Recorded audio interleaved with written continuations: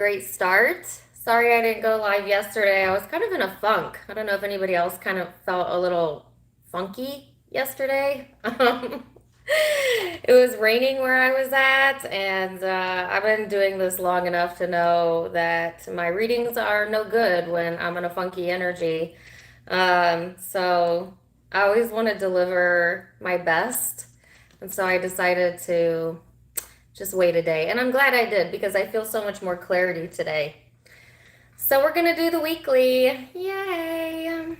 Say hey to me if you're in here. I'm gonna go through each zodiac sign, Aries through Pisces. Hey Gina, hey Infinite. Hey Ivana, welcome. So I am like 100 subscribers or so away from hitting 150K on this channel. Yay! And I was going to wait till I hit it and then do a free reading giveaway. But I actually think I'm going to do it in the reverse. I'm going to prepare the grid because I know that I'm going to hit it. It's just a matter of time. It's just a matter of putting out a few more readings, or maybe just a matter of this reading. But since I know I'm going to, what I think I'm going to do instead is if you help me hit my goal by sharing this video or any of my videos, sharing my YouTube page on your Facebook, Instagram, sharing it with a friend, and you screenshot it and either email it to me or post it on my Facebook or comment it in the comment sections on Facebook, then that will enter you into the free reading giveaway. So I want to give away a reading to people that are actually like hardcore part of this channel. Not that I don't love my new viewers. I obviously welcome new viewers, like welcome, but I want to make sure the free reading goes to someone that's like, you know, really into the channel, really supportive of the channel, not just someone who's passing by, I guess. So I thought that would be fun. So here's how you can enter to win a free reading with me. And it'll be a live Skype reading or a live reading via Messenger. So I'm not going to record it. We're going to actually talk and video chat, okay? You can share any video from my YouTube onto any of your social platforms, screenshot it, and send it to me. My email, you can send it to my email if you want to keep it private. My email is tarottimewithdana1@gmail.com, also linked down in the description box below. Or you could screenshot it and share it in the comments on this video on my Facebook page, Tarot Time with Dana. If you don't follow me on Facebook yet, why? I go live there all the time. You can get so many more goodies if you follow me on both places, but whatever, just get it to me. I don't care how you get it to me, but screenshot it so I can see that you shared it. And yeah, either email it to me or share it with me on social media. And whoops, man, I've been so clumsy today. Anyways, that's how you can enter to win. That's how we're gonna do it. Did you already share it, Jessica? Awesome. Cool. So now let's get into it. Aries through Pisces. We're going to start with Aries. We're going to go to Pisces. We're going to see what's going on in the energy. I actually was drawn to these cards today. This is like my Halloween deck. I'm not really sure why I was drawn to this, but I was. So these are the cards I'm going to use. My girl Carmen got these for me as a gift. I don't know if Carmen's in here. Hey, Erin. Welcome. Hey, Rebel Angels Tarot. What up, girl? I see I've got all my moderators in here, except I don't see Carmen yet, but that's okay. We're going to go ahead and get started. So, if you don't know how this works, I meditate and clear my energy between every zodiac sign. That just helps me to get any channeled messages. If you meditate, you can meditate with me. Send me your energy. I might pick up on your story. If you don't, just hang out in the chat and chill out, and yeah, we're gonna get into it. So I'm gonna clear the air with my singing bowl first.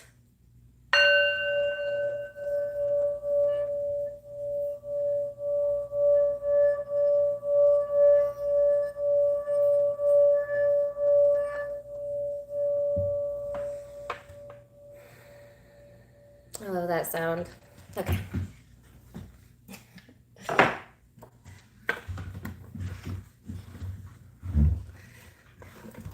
Aries.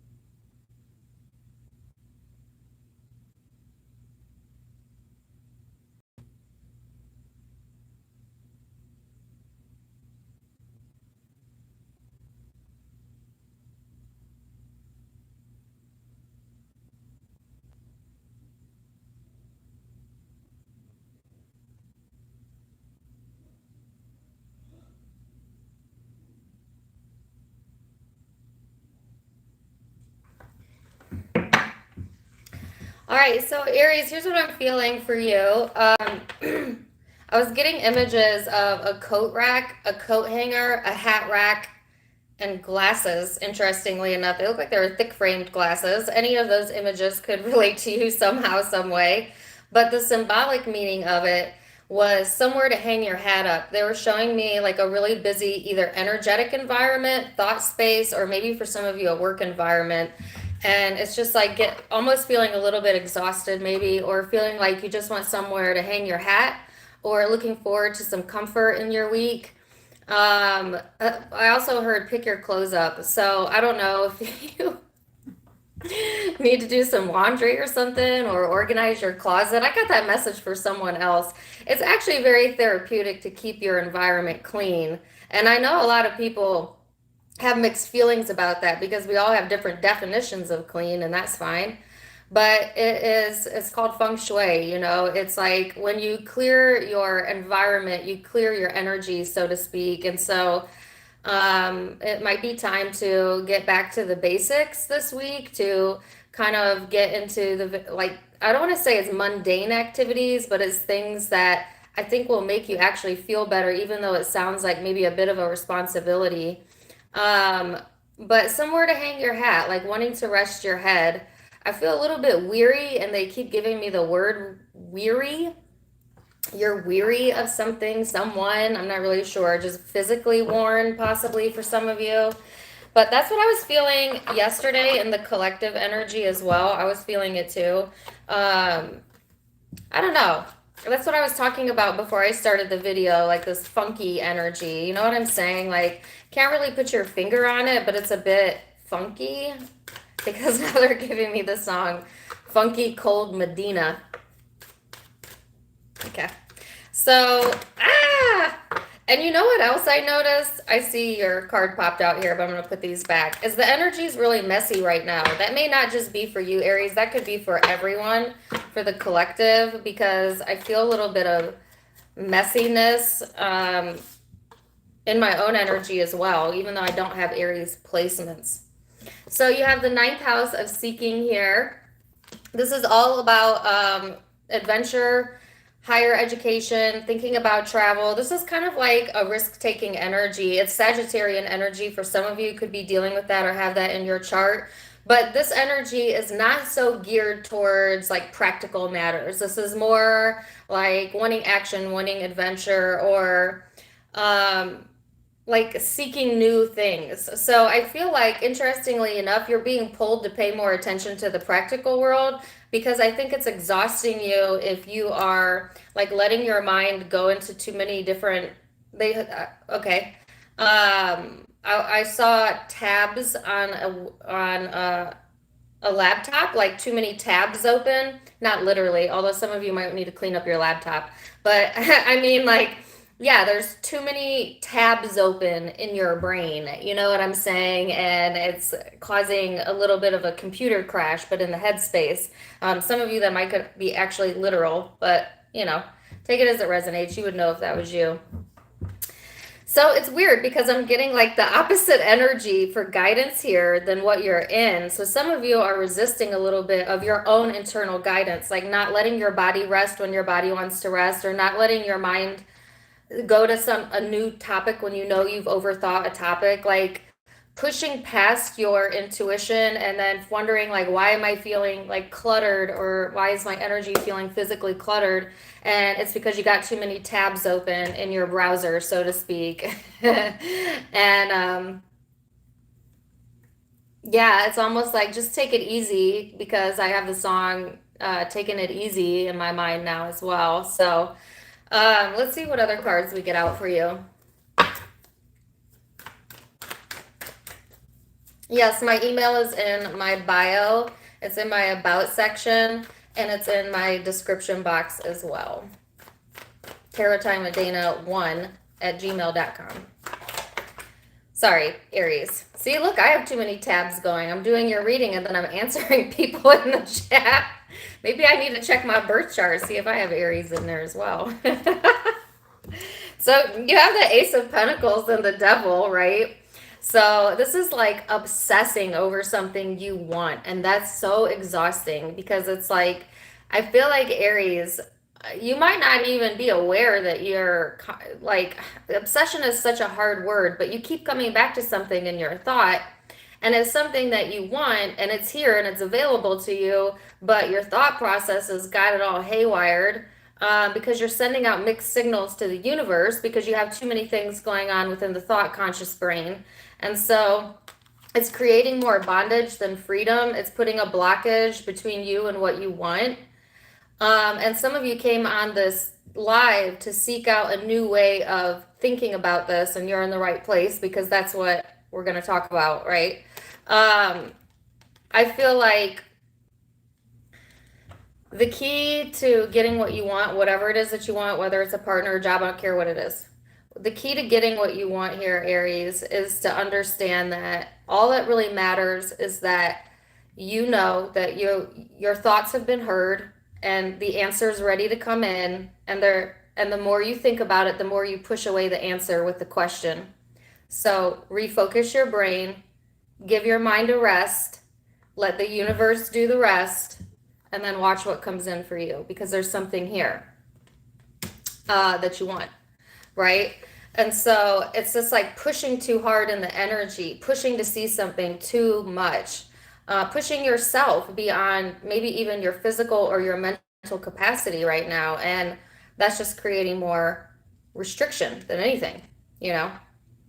So I feel like I'm giving it to you tough, and I don't mean to do that, but you know what I'm saying. Let's see what these cards have to say. We're going to do 2 for you and 1 for someone you might be dealing with. I just noticed I have the card of Let It Go right here.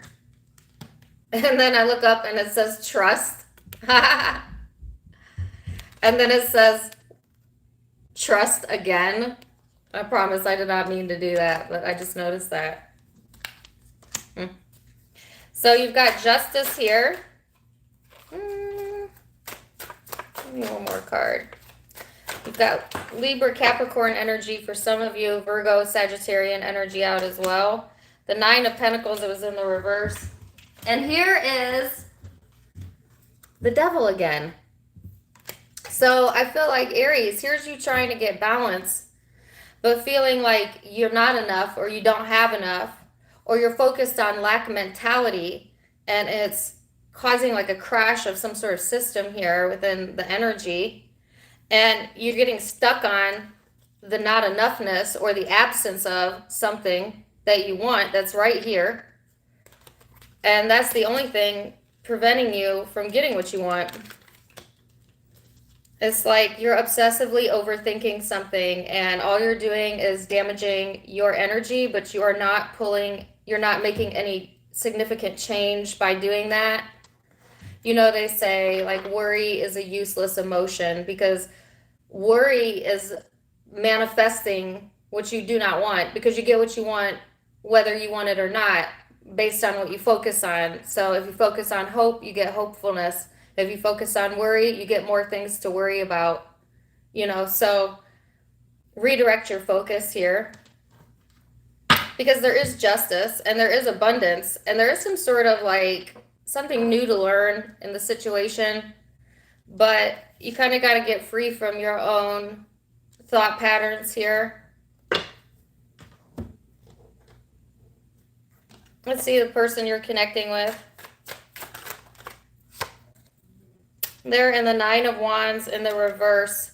So interestingly enough, you're pulling someone into you energetically that is also having a same or similar struggle, you know, and I think it's because like you could be connecting with someone that's like, are you in a funk? Yeah, I'm in a funk. Me too, you know, like that's going through a similar battle where they have some sort of reward that they want to reap and it's not quite yet timed for it to come into fruition. Like, I get that the timing is a bit off here. This person also being stuck in their head, whoever you're connecting with, not letting go of the past, but they also have something new coming in.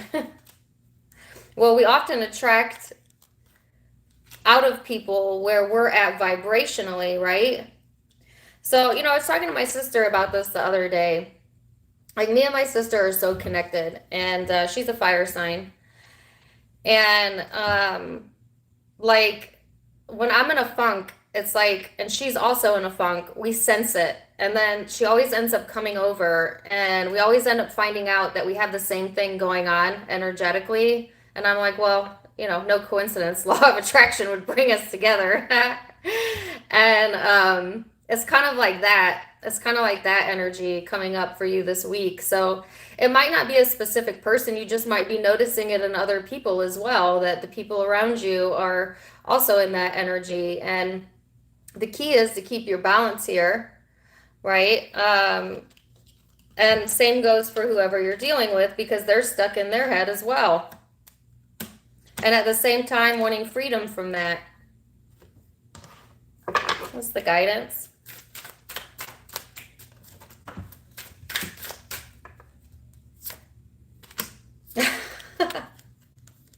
That's what I'm feeling.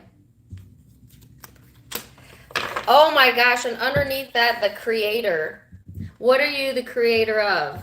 Your thoughts. Well, if your thoughts are pleasant, that's a wonderful news. That's great news. That's the best news you ever had. But if your thoughts are haywire, look at this picture, then that's not the greatest news, is it? So the trick is to get out ahead of it, Aries, and to clear your mind, meditate if you meditate. Allow yourself to be in the present moment. Get things done that are like easy wins, like easy accomplishments, you know, like the small things add up. Like maybe it's as simple as like making your bed or hanging a shirt up, but it's like, I did it, you know, like that sense of like accomplishment.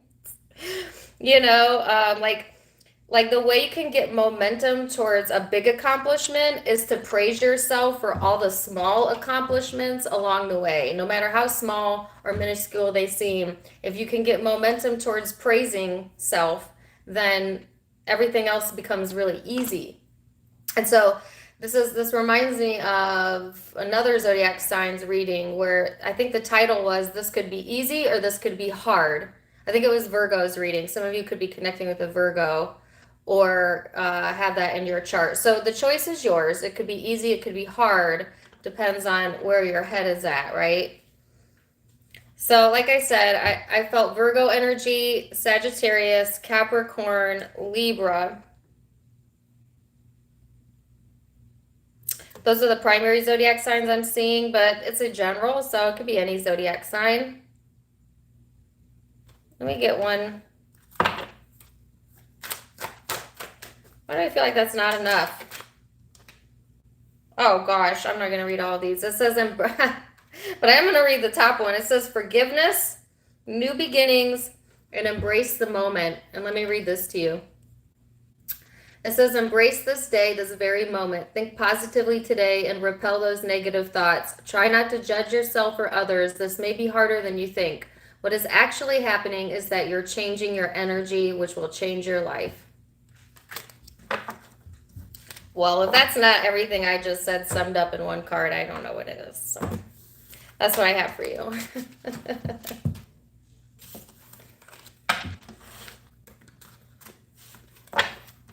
Taurus. Oh, I got got a super chat and I didn't even see it.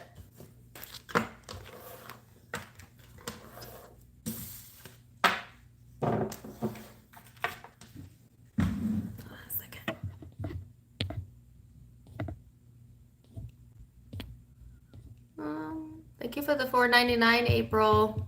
I appreciate you, girl. Taurus.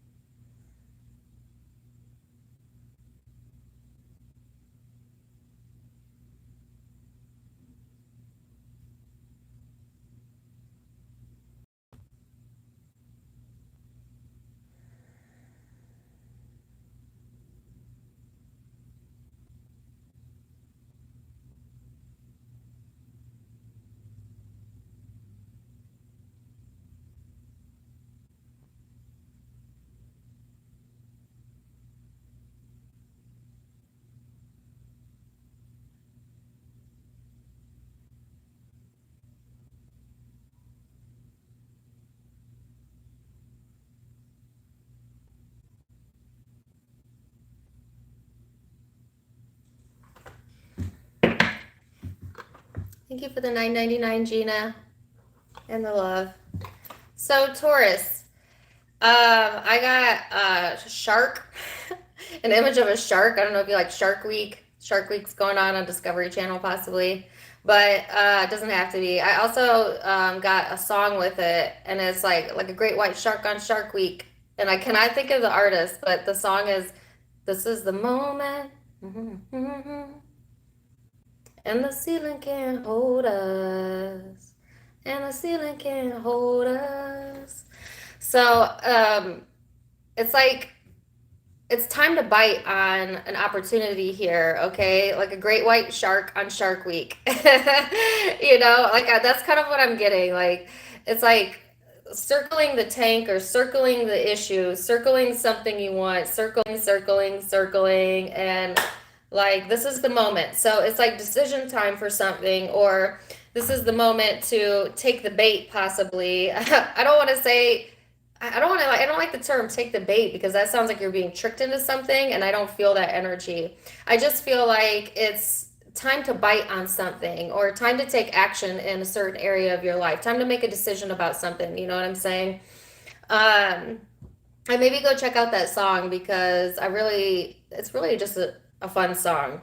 Just point blank period. So, thank you for the $5, Rihanna. So let's see what the cards have to say for you, Taurus.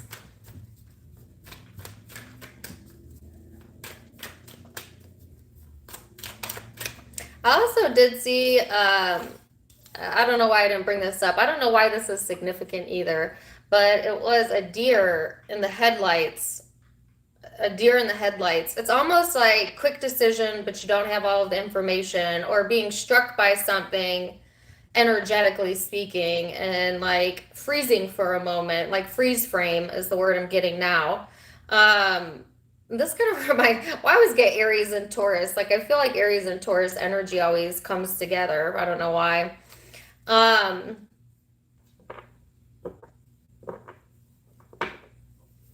There's something that it's like being frozen in time or something. It's weird.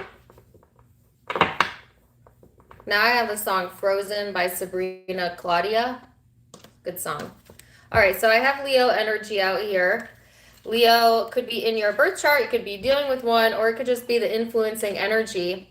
This is very expressive, this is very creative, this is very extroverted, this is very playful, warm energy, very confident energy. That's what you're being asked to bring to the table is your confidence.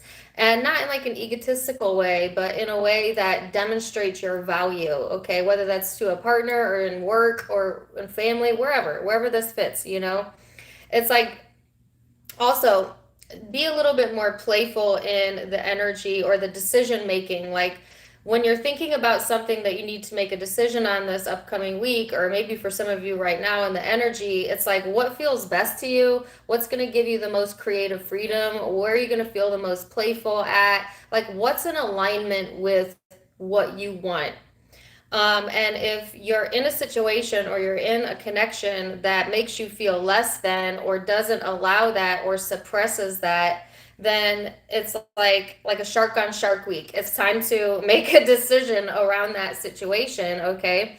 But make a decision based on, I guess, how you feel, and don't be afraid to express that, all right? So let's see what the guidance is here. So you also have the Knight of Cups. Water energy for some of you. This is the spirituality card in this deck.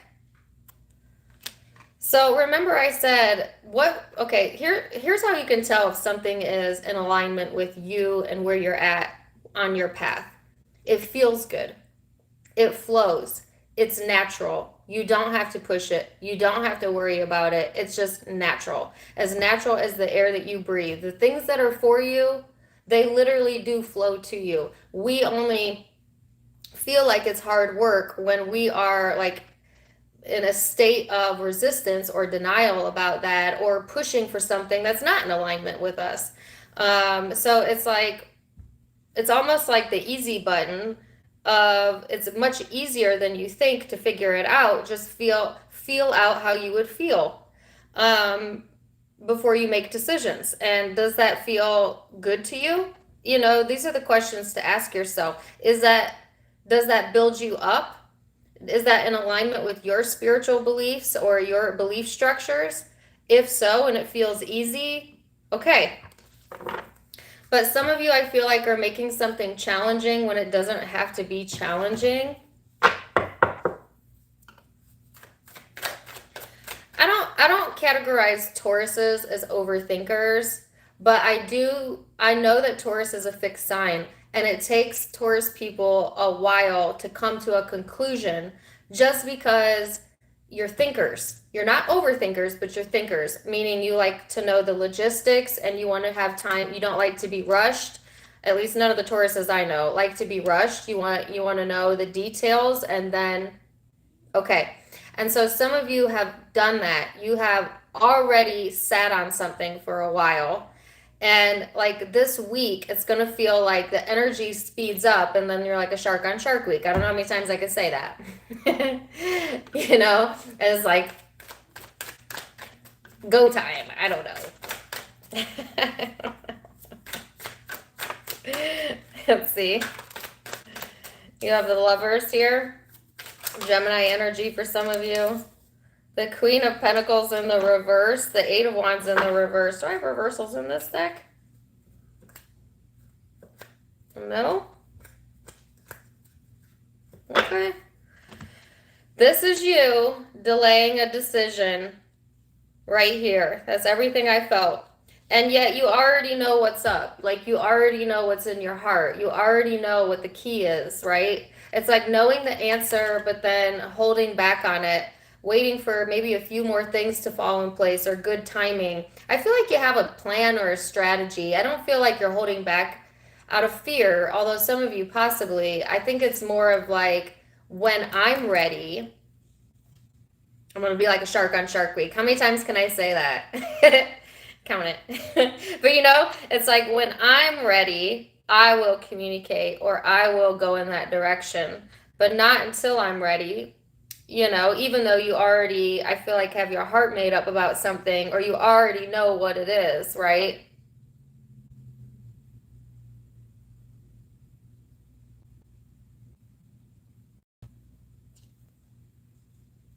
Yeah.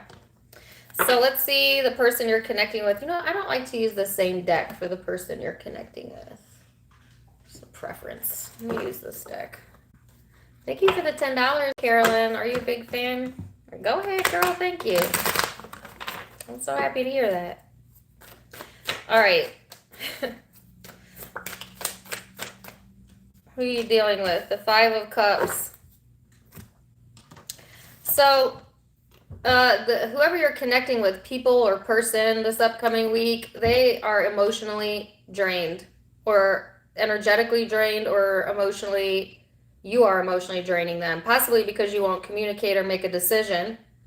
Or they won't. This can all be vice versa. But it doesn't have to be related to you at all. Take it as it resonates. This person is trying to find balance, wanting to make a right decision here, but they're not in a good place to make a decision in the current energy. I feel like this person is not a good decision maker. Wow, okay. I don't want to say that's always the case, but they've made some bad decisions or poor choices in the past that they're still either getting karma for, or they're still needing to learn something about. And so some of you are choosing like not to speak or not to go to this person because you know that they don't have sound advice or something. Sorry, that came out of left field. That's really specific. That part's not going to be for all of you.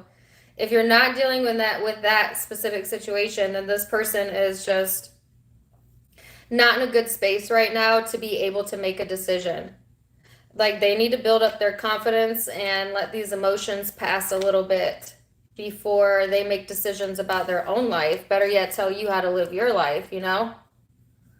So I think you might be right to leave the decision making to yourself.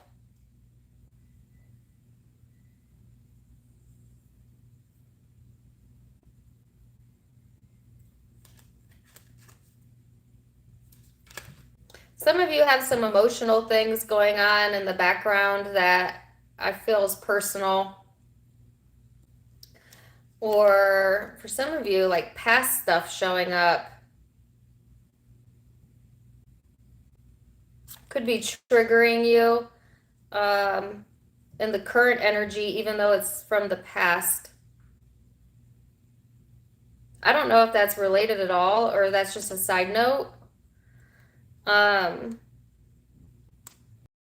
Take that or leave that part. I don't usually go into the bottom of the deck that far, but I felt drawn to it, so let's see what the guidance is.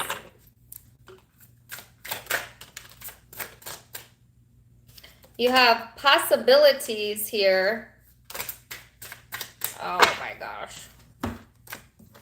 Yeah, I said something from the past, and they give me the past lives card. So let me go into these cards for a little bit deeper for you. Some of you have like something from either past lives, a past person, something to do with the past that's triggering you. And it's this lack mentality that's coming up, or like this fear of being, it's a fear. It could be even showing up in the dream state. Like you might be totally fine during the day, but then you're having nightmares, or some of you are aware of this in the wake state, be different for each of you. But it's like something you've long withheld here showing up.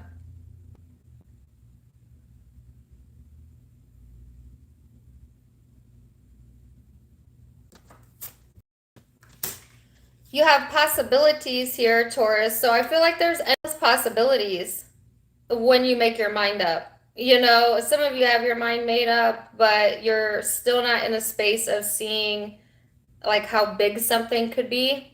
But you're starting to get into a space where you're starting to see more possibilities than restrictions. The person you're dealing with, the key to their harmony is to stop comparing themselves to others and stop comparing themselves in life in general. Like this person could often feel like their decisions aren't good because they're not in alignment with other people's, or like their standard of living is different or something, and they compare often, just really throwing them out of balance here. It's weird. I got the term standard of living. Yeah, definitely. Comparison is the thief of joy. That's what I feel like is going on with the person you're connecting with. So let's see what the guidance is then.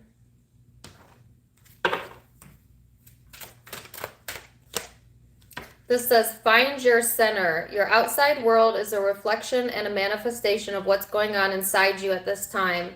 When the outside world becomes so hectic and stressful that your anxiety starts to overwhelm you, then this is an ideal moment to stop and ask, when was the last time I checked in with myself?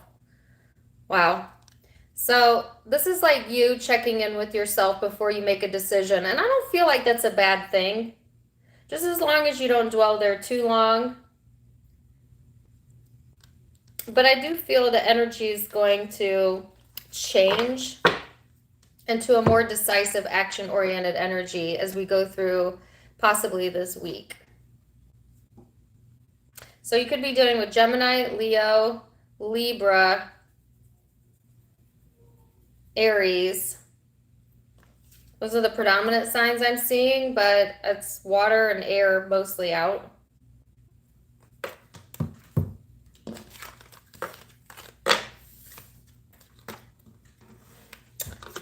Okay, Gemini. I got some super chats and I didn't see all of them.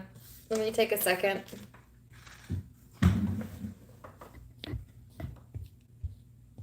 Thank you, Sophia. Happy Monday, girl. Thank you, Noelle. Power of the P. I like your username.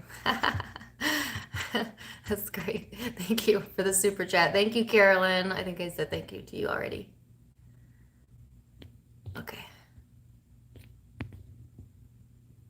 Thank you, Gina. I think I said that already. Okay. I think I got all of them. All right, Gemini.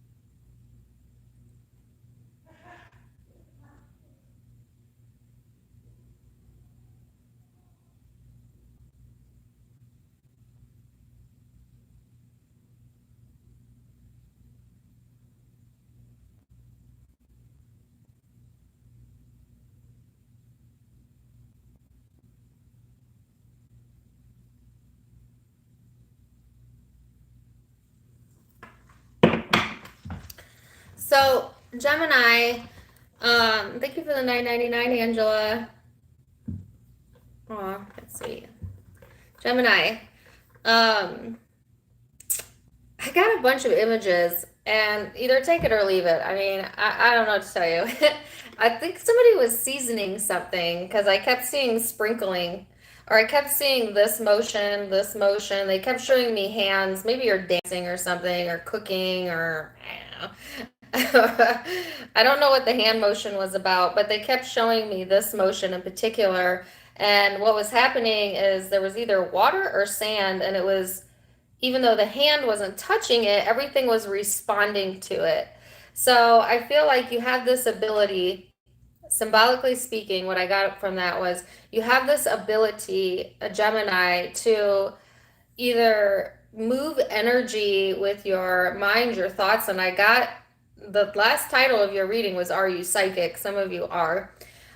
You can, but it's like being able to move the energy or like soothe an environment or a person with the touch of a hand or with a kind gesture, with a word. So what they're showing me is like right now, it's like Gemini energy is asking to be the uplifter, like source is asking you to be the uplifter, meaning you have the ability right now to be a chameleon in the environment where you're going to be put into a position where, or you have the ability to change or soothe someone else's thoughts and emotions by like I said, a gesture or a kind word or something that, or even just sending someone good energy in your mind, which I don't think people understand how powerful that is. When you purposely send well wishes to another person in the mind, it's called the power of prayer. You essentially send uplifting energy to the collective, which we're all connected to, and then that lives in the collective, that lives within all of us. So it's like this, Gemini, they're wanting you to understand the more global perspective of how it works in the universe.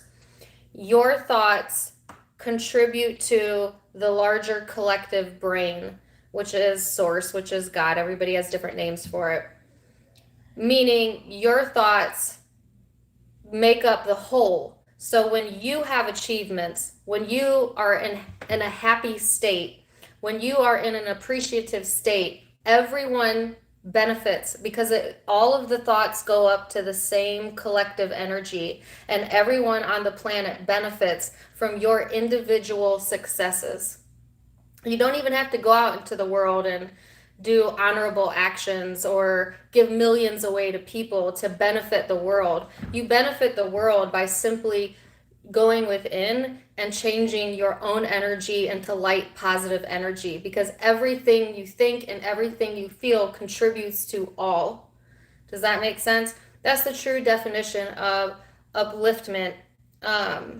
Now, if you want to take it a step further and do kind deeds for other people and actions and behaviors, great. And if you're in a position to do that, all the better, because that will only give you a greater sense of joy and well-being. But it doesn't have to be that big or that complicated. Sometimes just healing ourselves is enough to raise the collective vibration. In fact, it is enough to raise the collective vibration.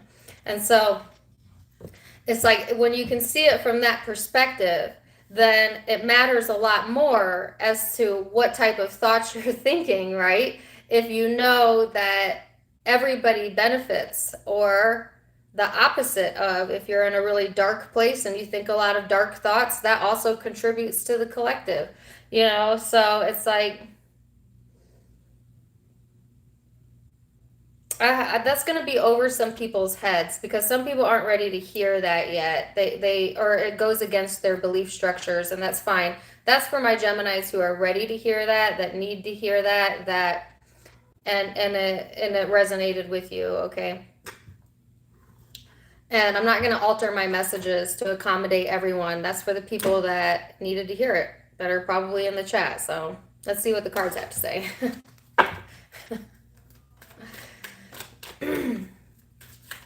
Like, I feel like people, they read spiritual religious texts and they understand that we're all one. And I posted about this on my Facebook the other day, and it was, in Christianity, they say we're all one, and it listed off all the different religions, Buddhism and Native Americans, all of them say the same thing, which is basically we're all one. And people get that, but they don't get it because they don't know how that actually works. And that's how it actually works. That's what I'm saying. When you benefit on this planet, everyone benefits. It's just as simple as that. When you benefit, everyone benefits. And I mean energetically.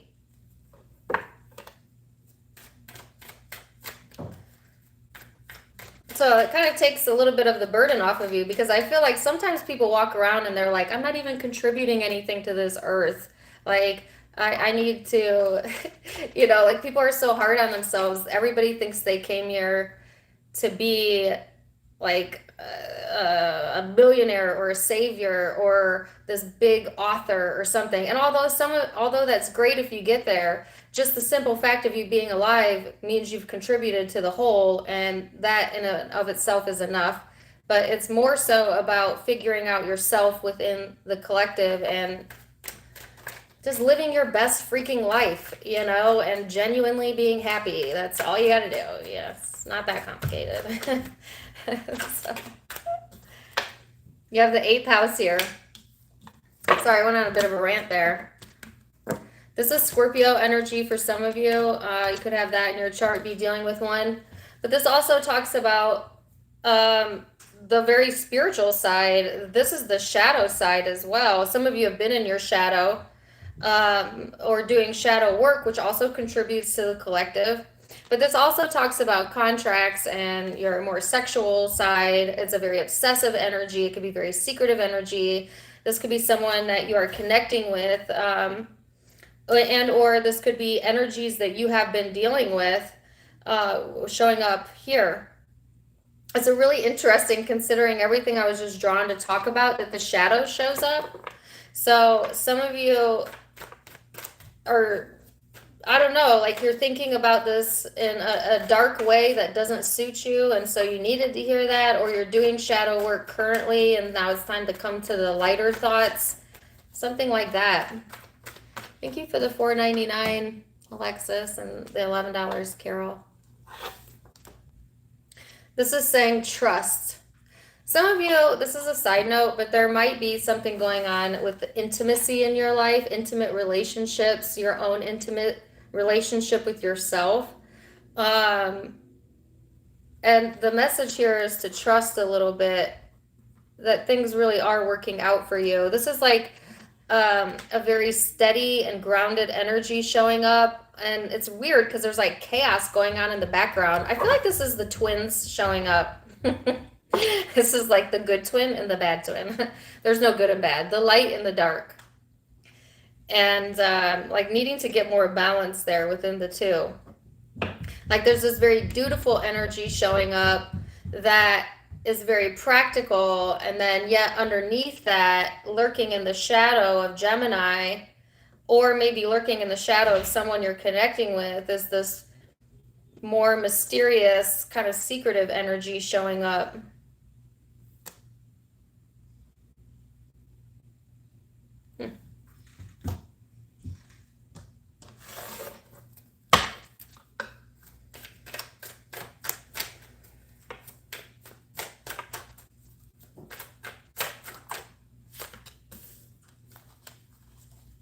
You have the 10 of Cups here.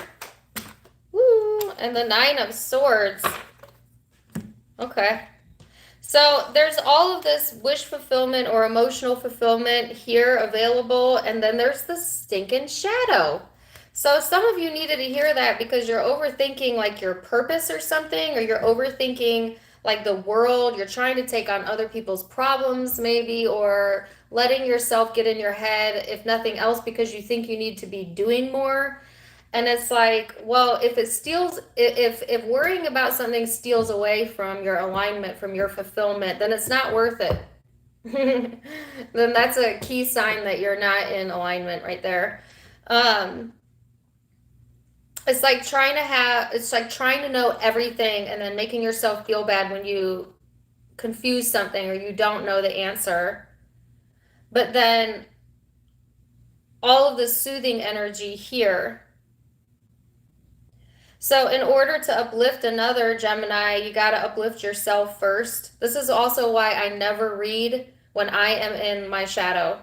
I never read tarot when I'm in my shadow. If I'm in a funk, if I'm in a bad mood, if I'm cranky, no. Because all that's going to come through is I'm going to be channeling my ego. You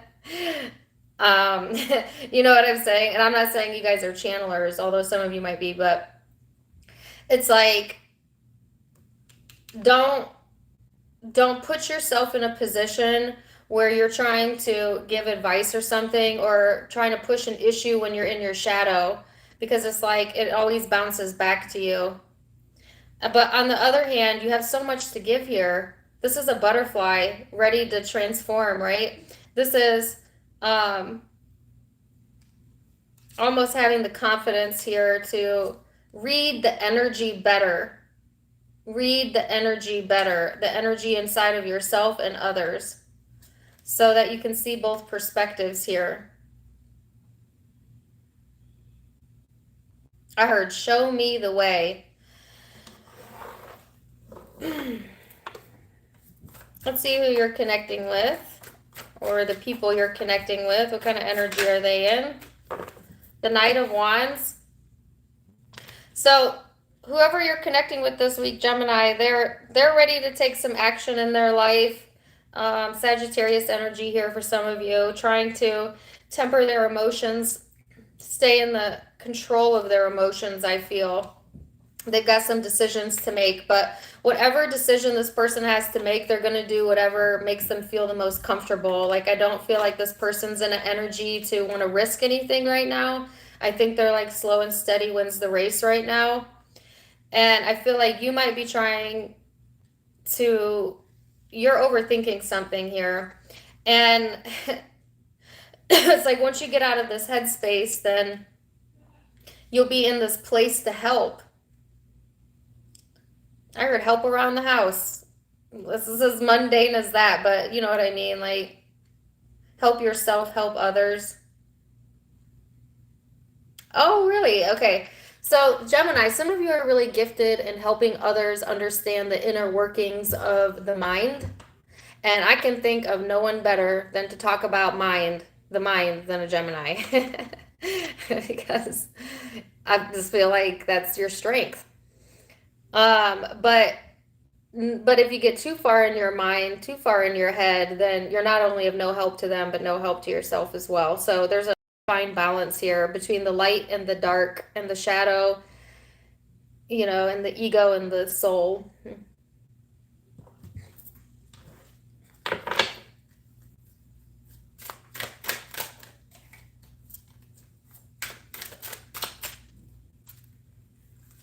Ah! Oh my gosh, I can't get the card out. It says awareness. So this is an awareness coming in for you. And the awareness is about that you have like everything you need emotionally within you.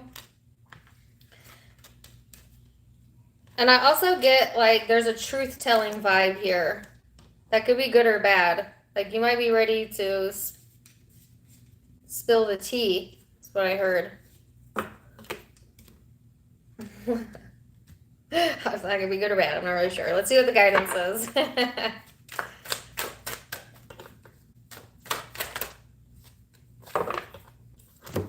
This says, you are not alone. We are here for you. We've never left. Through all the sadness and loneliness, however, you cannot sense us near you or feel how much love we are sending you. We are your family, friends, and guides. You never walk alone. We walk right beside you. So you have guidance here. That's what I was feeling.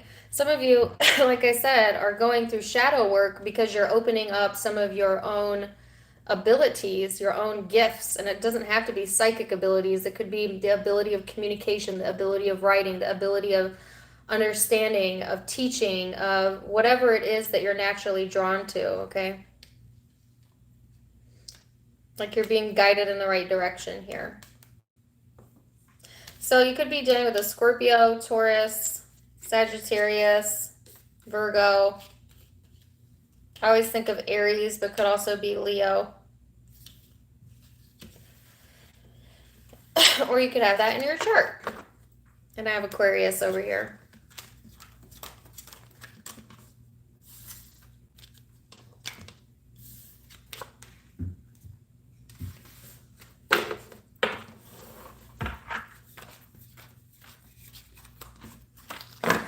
All right. All of a sudden I'm like wheezing. What is up with that?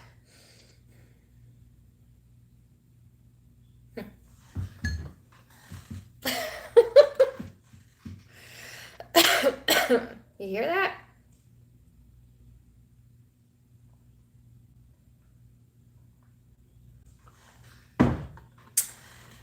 Okay.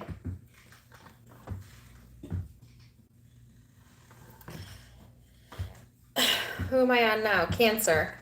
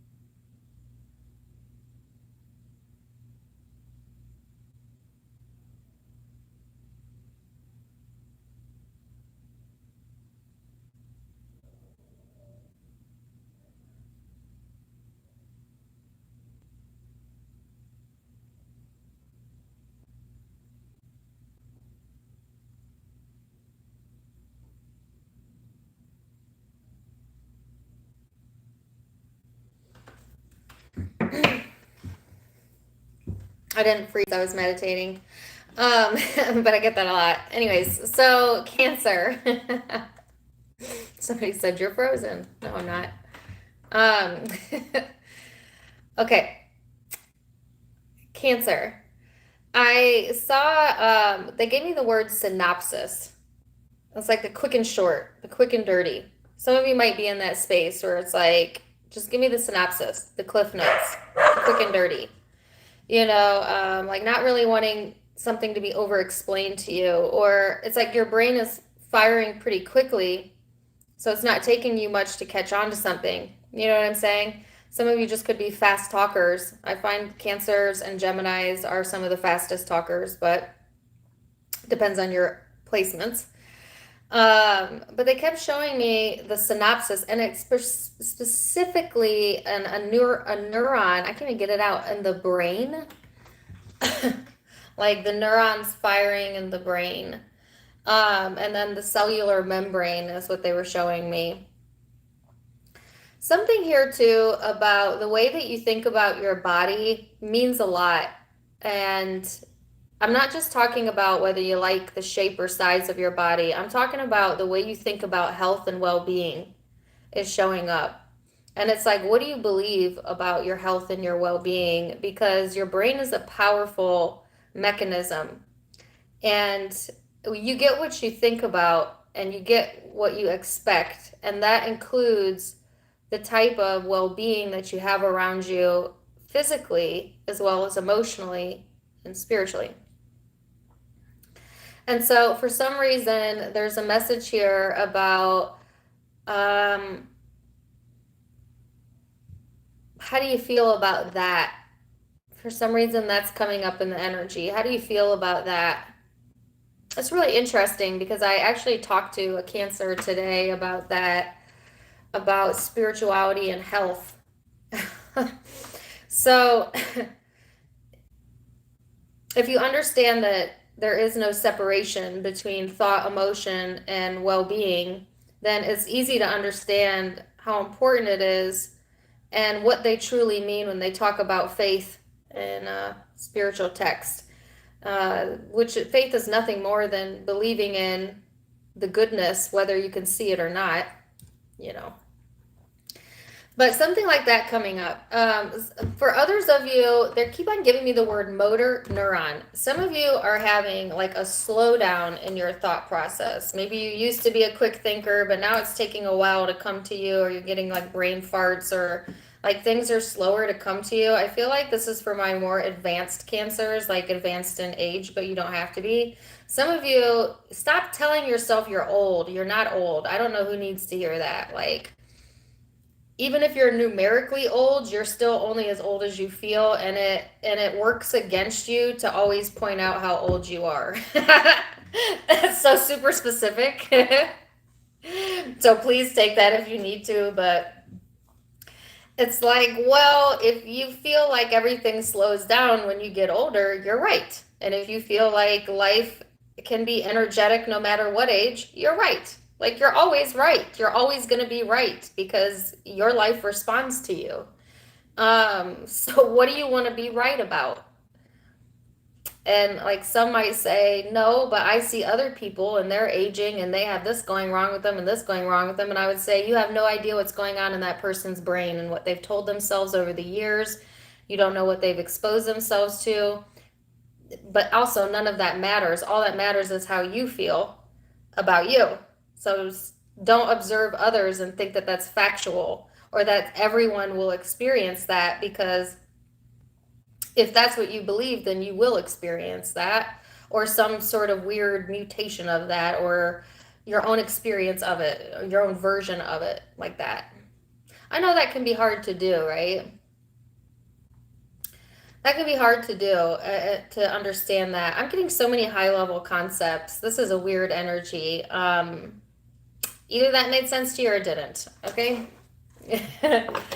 I know some people are clicking off right now because they just came on here to hear about their ex, and I'm here talking about like universal collectiveness and consciousness and how to change your physical body based on your thoughts. And if I have random people popping on right now, they're like, Okay, well, what about my ex though? No.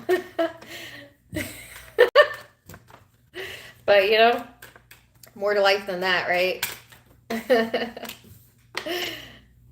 Okay, so you have opposition and balance here. This is talking about how you mirror, how your internal dialogue mirrors your outside experience. Exactly what I was talking about. It says literally on it, makes conscious, manifests, mirror effect. Um, this is getting really disciplined also and being more balanced in your diet and your activity, being more balanced in your day to day. Some of you could be dealing with a Libra. You could also be dealing with someone that has very opposing beliefs okay, I already said that. Very opposing viewpoints or beliefs than you. And I don't know why that's showing up, but it's like if that's the case, the more you push against that, the worse it gets, the more challenging it gets. So the way to find balance is to just be like, okay, you do your thing, I do mine. You believe what you want to believe, I believe what I want to believe, and move on with your day. Because if you go into the opposition energy, it causes conflict and confrontation, and that may be a warning, I guess, for this upcoming week. As I say that, I get the drama card, especially if you're dealing with an air sign. Like but it doesn't have to be. There's some sort of confrontational type of energy going on here, and I have the highest pitch ringing in my ears right now. And it could definitely be coming from an air sign, but it doesn't have to be. Where it's just like if you try to go in opposition, it would create drama, some sort of drama here. Or if there's been drama in that situation, there might be an opportunity to balance it out if you or they can see the other person's point of view, which would require being able to understand that you play a part in this too. Or they need to understand that, or both. Some of you are weighing out whether you want to communicate something with someone because you don't want to create more drama, but you also aren't sure. Well, this might also create balance. Sometimes I feel like that's like the age-old question, and one of the biggest reasons people come to tarot is because they can't decide if taking action would be better or not doing anything would be better. And I feel like that's kind of where the Cancer energy is like, if I say it, will it create drama? Or if I refrain from this, will it create balance or more drama? That's the age-old question, right? Well, and the simple answer to that is it will create change no matter what, and all change is good. So just do what feels best to you. If you feel like you really need to release something, Cancer, and you can't get it off your mind, then get it off your chest. Don't be afraid of change. All right, there's something here. Yeah, it's like, do I lay this to rest? Some of you need to keep your silence. If you've got someone that is a long-winded talker, or like you're dealing with energy that's wanting drama, you're best to keep your silence. But again, I don't feel like there's a right or wrong. It's just what feels best to you. There's the Three of Cups and Justice. So there's like this reconciliation energy for some of you. For others of you, it's like you have like-minded people here showing up.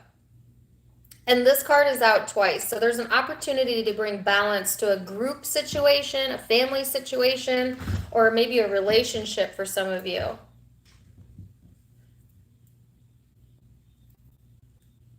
But it's only after someone lays something to rest.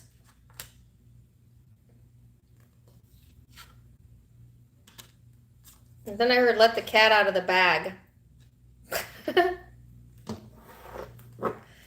Let's see who you're dealing with. Four of Wands, Ten of Cups. So, Gemini, I feel like there's an opportunity to connect with a like mind this week. And it could be a friend or a family member. I heard sister for some of you, but it doesn't have to be that specific. Or just take it as it resonates. Whoever you're connecting with, they are wanting union or wanting to be more joyous. Like they might have wanted drama in the past, or it does feel like there's drama around the situation or the person, but there's like an opportunity to balance things this upcoming week. Like this person's in going into this space in their life or this energy where they want to have more fun and they want to feel more creative as well, but they also want to feel love and willing to put the work in, I feel. You might have a spiritual connection with this person. They may also be intuitive, or you might have some sort of intuitive connection with this person. And it's like an opportunity to bury the hatchet here or to lay something to rest and just enjoy. Just enjoy your life and find balance and let something go. Or you have a choice here. Some of you may choose to go the opposite route, create more drama, or they have that choice. But I feel like balance is your best bet.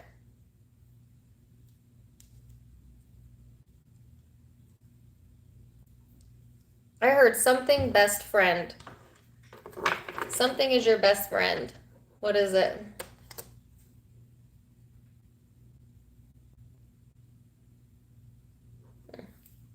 I guess fill in the blank. I don't know what your best friend is.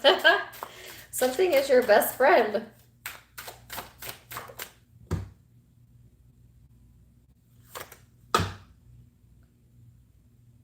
So you have the rebel card, but it came up in the reverse. So I think this is saying to not rebel, to not go the drama route. But there's like this little rebel in you that's showing up, Cancer. And this is the very dramatic part of Cancer showing up.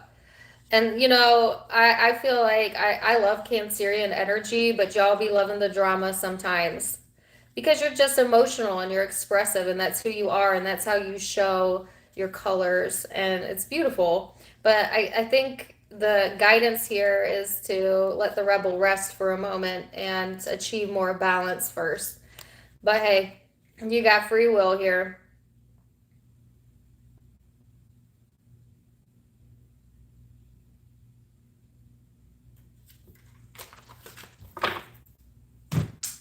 Let me get one more guidance card.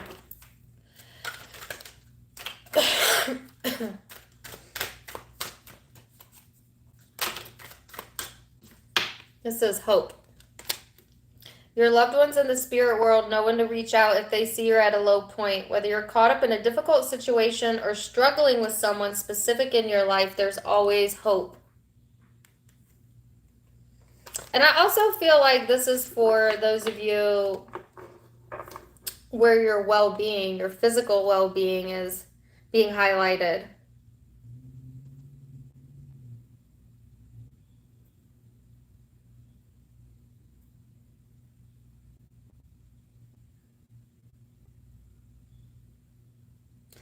This is like a really, I don't mean to like stare at the card, but it starts within Cancer and there's purple energy around this.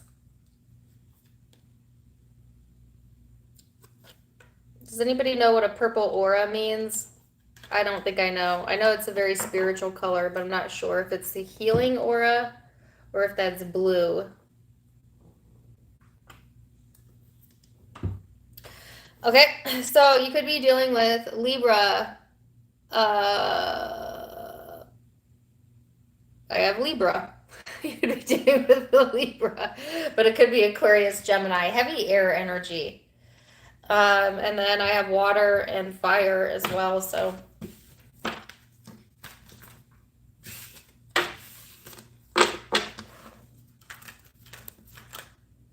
Ah! Why are some of these backwards? Hold on a second. That's going to drive me nuts. Okay, now we're going to go to Leo.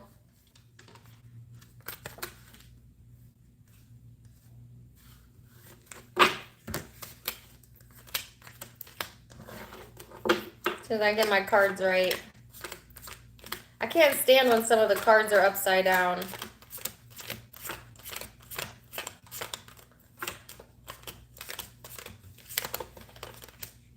Give me 1 second. Leo.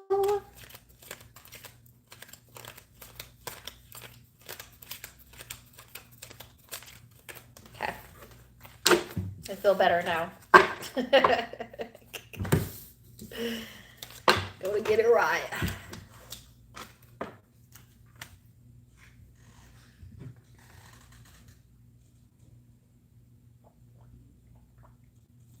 Did I miss any super chats while I was talking? If I did, I'm sorry. You're welcome, Misty. Purple is intuition. Oh, well, that makes sense. Thank you. All right. Leo.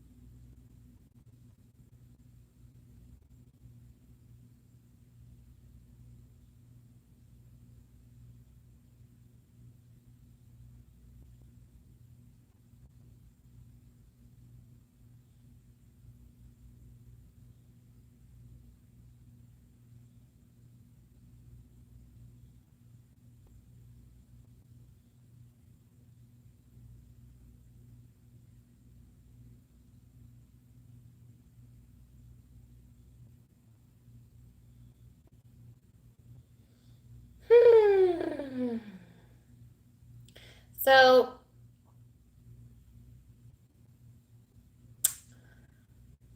I didn't mean to spend like way long in that meditation, but it felt good to clear my energy. And it was quite entertaining as well. So I got alrighty then. Alrighty then, that's Jim Carrey. He's, I'm sure, a pet detective.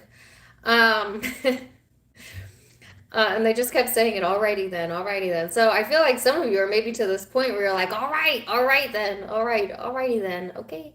You know, like wanting to be agreeable or needing to be agreeable, like not worth disagreeing with someone, path of least resistance, just being like, okay, all right, you know.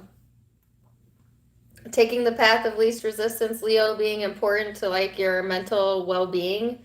And I'm not saying like lower your boundaries or go along with something you know is bad for you, but it's like not being disagreeable just to be disagreeable. Like letting that energy go, just being like, okay, and going with the flow a little bit more and doing things for others that you would like people to do for you. And sometimes that does feel a bit like an obligation, but the energy is always returned in exchange, right? Eventually. But I feel like, yeah, that's kind of what I was getting in the meditation. And then the rest of it was like somebody walking on a treadmill and it's like random stuff. I don't know if some of you are getting back in the gym or you're walking on a treadmill or physical activity just being highlighted for whatever reason.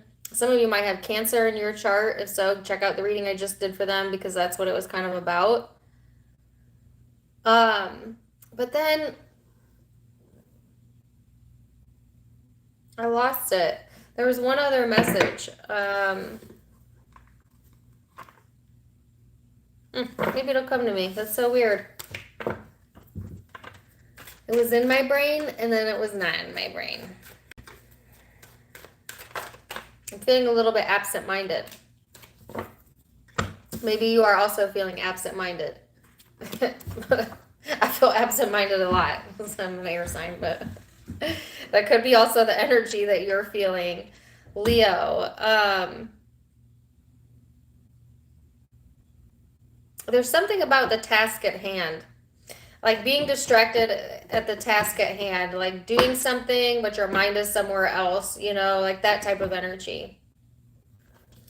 You have the card of Jupiter, which is expansion here.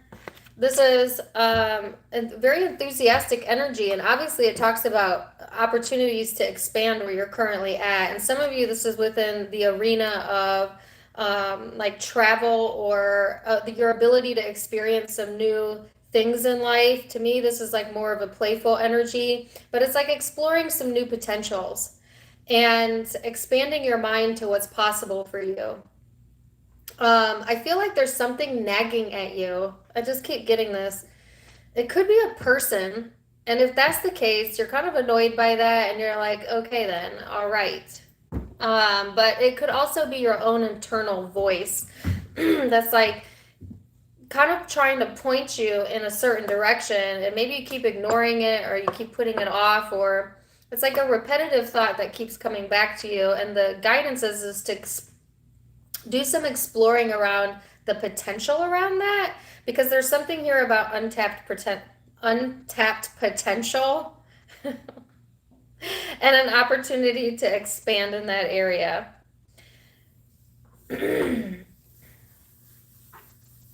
Yeah.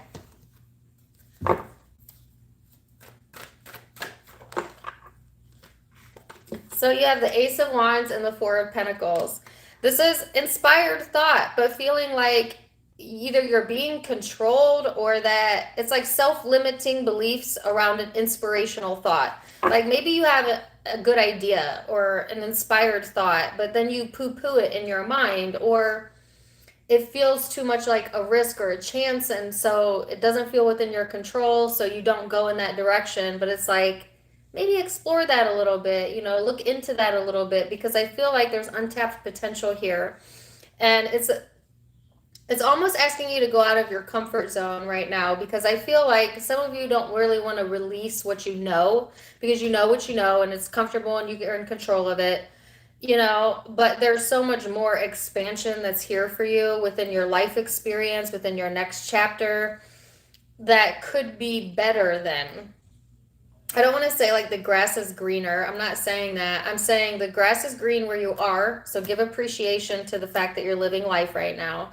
But don't hold yourself back from looking at your next steps and how it could get better and where you could go from here, because you just want to be in a state of comfort. Life is always going to call you to expand. We have this, a lot of society has this image in their mind, this idea in their mind that they're going to reach a destination point, and at that point they're going to get to relax and do nothing, only to find out that once they finally get to that point of relaxing and doing nothing, that they want to do something because you're never done. You're never going to be done. As long as you're in this dimension, as long as you're in this life, in this body, there's always going to be opportunities to explore new. You're always going to want to be doing something. But what you want changes over time, and it's supposed to change. It's supposed to morph. It's supposed to expand. And if you're going along with the expansion, life feels easy and fun and light. But if you are trying to hold on to old ideals or comfort zones and you're resisting the change, then life, yeah, feels more in control, but it also feels boring and dull and tense. So it's like, are you going to let the inspiration come through or not? Because actually, I feel like you'll be more in control than you think you're going to be in whatever this is in regards to.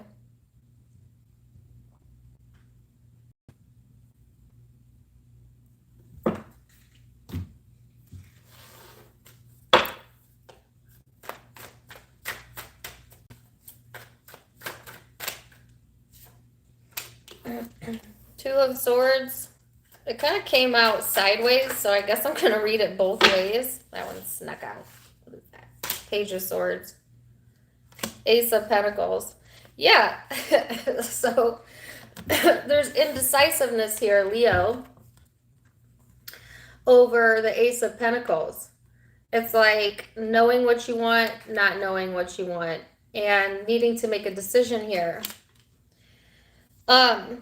I feel like there's an opportunity to learn something new. Some of you are learning new ways to make financial income, and it's coming through this inspiration to either break out of your comfort zone, or some of you are to this point in your life where you don't want another person controlling you. And it doesn't have to be in regards to career, but for a lot of you, yeah, it's like, well, I don't want to work for the man anymore. I don't want to be controlled by this circumstance. Like wanting to make your own money in your own way, and it's totally possible. It just depends on how much thought you give it, really. But some of you, this is in regards to a relationship where you're ready to expand in your life and you're looking for more intimacy, some more creativity, but not wanting to be controlled. You know, definitely wanting your freedom to do what you want, learn what you want. Some of you are looking for partners or people in your life that are more supportive of your goals and less controlling.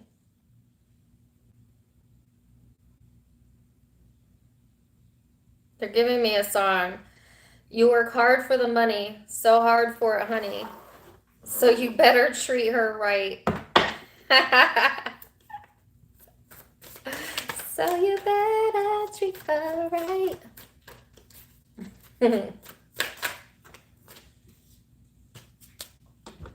So whoever you're dealing with is the Ace of Wands, but it's in the reverse, the Seven of Swords. You got a doubter, you got a naysayer over here. Some of you, you're naysaying yourself. It's got nothing to do with another person, but you're projecting it onto someone else as if they don't believe in you. But really, you don't believe in yourself, but you don't want to admit that to yourself, so you make it someone else's problem. Well, I would have done that, but this person didn't believe in me, or I didn't have the support in my life, or I didn't get the validation. And it's like, no, Leo, you got to support, validate, and believe in yourself. You cannot depend on other people to see that in you. Although the right person will see that in you, FYI. But that's a side note. Some of you, it is like this person lacks maybe creativity in their own life, and so they often see the problem before they see the solution, and you're trying to see the solution right now. You know, like that. Like one person being in the problem, the other one's in the solution. The person or people you might be connecting with, it's just like they also might have a lack of energy right now because they are thinking really negatively or just in their shadow right now, trying to get balance on that, trying to stay balanced anyways. If this is an intimate relationship and say your wants and needs are different than this person, first of all, I feel like you would know if that was you, but this person is already looking elsewhere. Or you might be. That's for those of you who are realizing a connection is no longer in alignment with your goals. And if they're not looking elsewhere, they might be like doing some stalking. These are low-level messages, like seeing what you're up to. Because they feel that lack of passion. But really what they're feeling is a lack of passion within themselves. And so they are also projecting that and blaming it on another. Like, well, I don't have passion because of you, because of this, because of that. And it's like, no, don't put it outside of yourself. You don't have passion because you're not finding that belief or that passion within yourself. It always starts within. We need to get out of, I can't wait until our consciousness evolves to the point that we no longer point the finger at other people for our own mishaps. Because I feel like that message is coming up here of like doing that, blaming it on external events.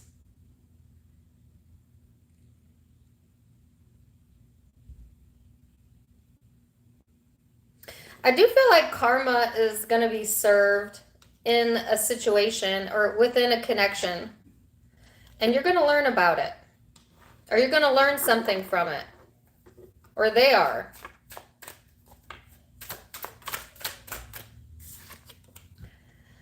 This says postponement.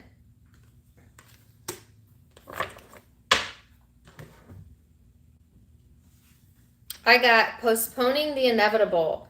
So some of you, it's like inevitably things are going to change, things are going to expand. You can get excited about it, or you could stay stuck. The suggestion is to get excited about the change because you're going to learn something new. There's also a new opportunity for either a new relationship or a new career path. And so why postpone it? Waiting for what? What are you waiting for? Are you waiting for someone to change, Leo? Are you waiting for the external of circumstances to change around you? Because the change begins within you.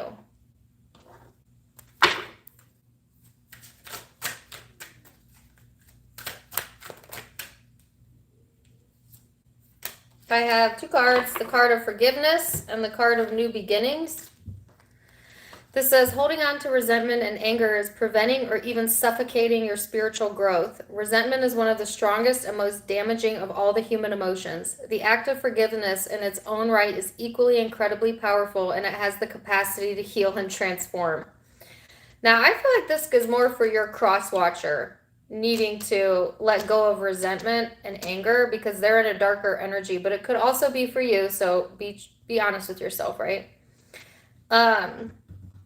But isn't that what I was saying? Like, seriously, resentment is the most damaging of all the emotions because it points blame outside of us, and you can't change other people. You can only change one person. That's you. So it's an extremely disempowering emotion to put yourself in. And then this says new beginnings. Everything in life is constantly vibrating and moving, and therefore continuous change. Continuous change, that's what I was saying. Therefore, continuously changing and evolving. Be aware that a new beginning is on the horizon. Have courage and faith because right now life is trying to nudge you forward and move you into a new direction. Yeah. All right, so you could be dealing with, I don't really have any major arcana out. I have Scorpio over here, and air, Aquarius, Libra, Gemini. But I have all the signs, so you could be dealing with any zodiac sign, to be honest with you. Those are the predominant ones I'm seeing, in Aries over here.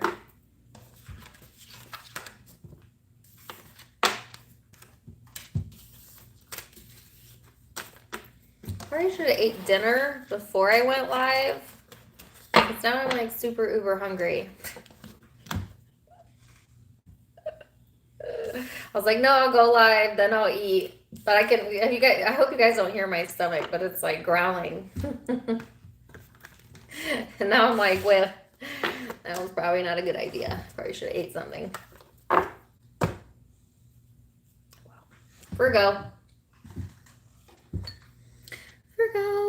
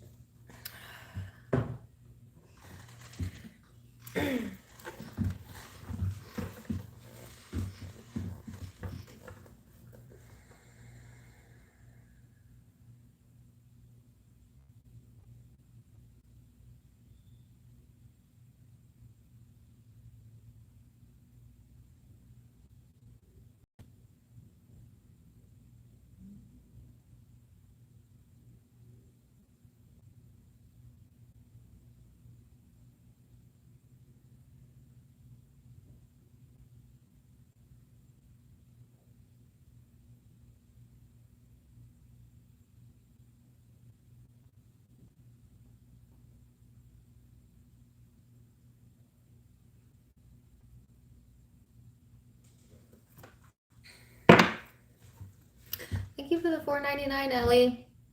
Oh, did I miss yours first? I'm so sorry. Hey, Virgo. Sorry. Thank you, Samantha G. Virgo. So, I immediately heard that the ball is in your court and to stop trying so hard. You don't have to try so hard. That's what I heard. You don't have to try so hard. Like, some of you are like making something harder than it needs to be. And that, now that I say that out loud, that is exactly the title of the Virgo reading. Do you want to make this easy or hard? Because I feel like the ball is in your court, meaning things are either going to go your way or you have the ability to create some sort of change that goes in your favor. And so, but making it more difficult than it needs to be by overthinking it or getting apathy. I'm getting an apathetic vibe where it's just like, "Oh, I don't even want to begin or I don't even want to try." You know, like when you know that you have stuff you need to do, but you don't even know where to begin. So you're like, I'm just not even going to, you know, you don't do anything like that. Or or maybe you are doing it but you're not giving it your full effort, or you're seeing more of the struggle in something than the reward, which is making it feel harder than it needs to feel, because I feel an intense drain on my energy right now, like definitely feeling drained. Some of you, mental draining type of energy.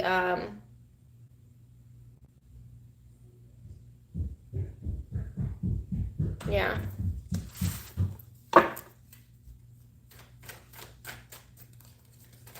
So, like, I want to go to sleep right now. That's what I'm feeling. Some of you need to sleep. Go to sleep. Or, I don't know, take a nap, meditate, clear your mind. Somebody's got a case of the Mondays. Maybe that's what it is. I don't know. And then I got Virgo energy. I got your card here. So you're draining your own energy, really. This is saying pull on your Virgo strengths, which is when you're feeling efficient, when you're feeling insightful, dutiful. This to me is my card of pay attention to your practical habits and your daily routine. This is also very critical energy, a very nervous, perfectionist type of vibe here. Some of you, the reason you're overthinking it is because you think it has to be perfect in order for it to be right. And they're saying, in your need for perfection, it will never be right. It will never feel right. You see, so you get in your own way, and this is, I think Virgos in general have this blockage. You know, in a way it's a strength because you usually do things to a very high degree because you value perfectionism, or you value what you bring to the table, and that's really good, and that's what makes you successful. But on the other hand of that, this idea that if it's not perfect, it's garbage, or it's wrong, or it's, you know, not working out for you is so damaging and literally puts blockages up from you getting what you want, right? So it's almost getting into this vibe, Virgo, of, well, it's not perfect, but it's done, you know, or it's not perfect, but I could still be happy, or I could find the happiness in it. I could find the happiness in the journey. I could see where this could go. It's not perfect, but it's good and it's all right, and that's all right. You know,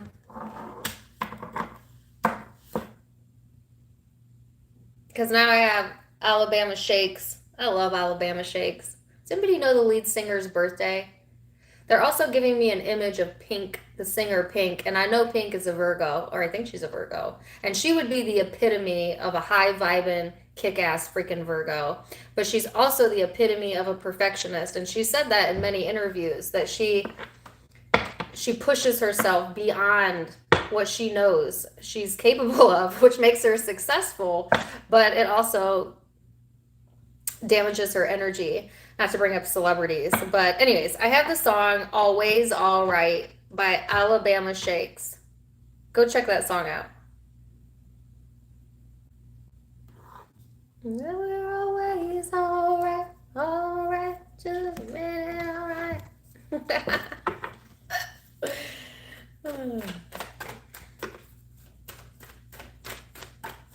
So,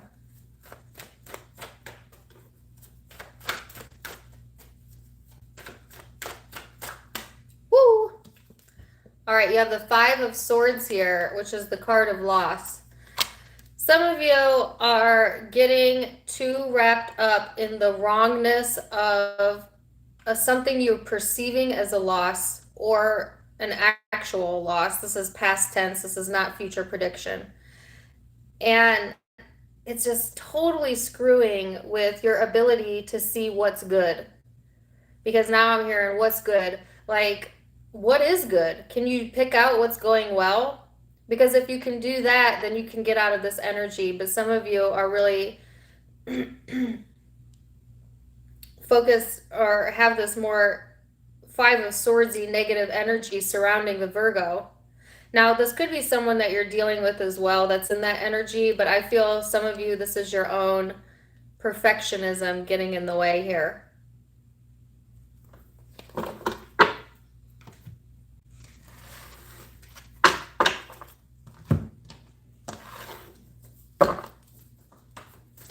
Okay. Oh, I don't want...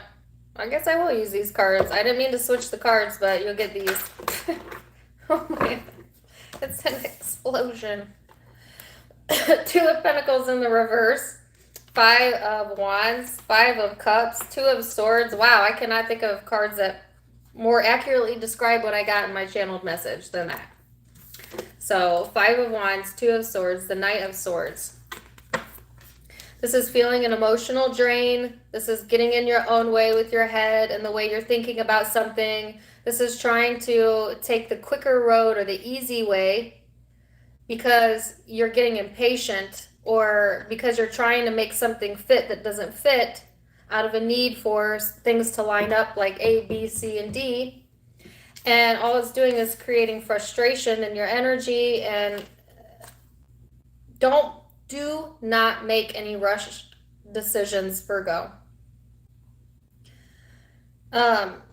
This week, right now. Because I feel like you're not seeing something clearly here. Now they're giving me a song. I can see clearly now that the rain is gone. Well, the rain hasn't left yet. Some of you it has. Maybe you're already out of this energy. But don't rush a decision right now. There's like inner conflict going on, or this desire to reach for something that you're not ready for yet,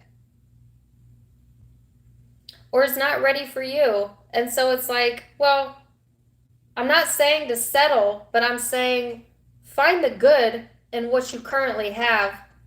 Let this go for a second and let the universe do what it does, which is bring you the solution, bring you the connection, bring you the love, bring you the passion, and the success that follows right after it.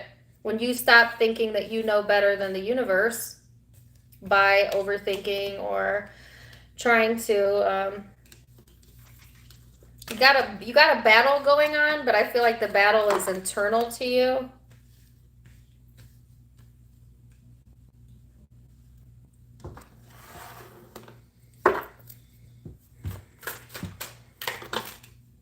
Person you're dealing with is the Ace of Swords and the High Priestess with the Three of Cups. So you are, whoever you're connecting with during this time frame, or whatever people you're energetically exchanging with, have clarity to offer you. You have someone here that has a higher understanding or a higher knowing, and that might be very in a good place to give you some sound advice or to give you some answers. If nothing else, like, you are totally unaware that there's an easy solution, and then someone's bringing in the easy solution, or the universe is matching you up with someone and it creates a solution. But it's coming from someone outside of you, because I feel you're balled up in the energy right now. You know, it's like the answer's right here.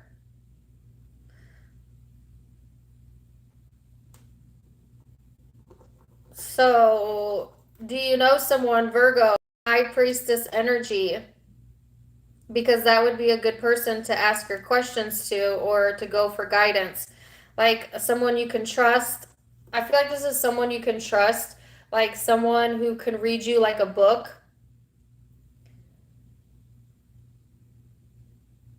or they can see the solution to your problem. You know, it's like this. Here's what I want to talk to you about. I'm not going to give, maybe I am. Okay.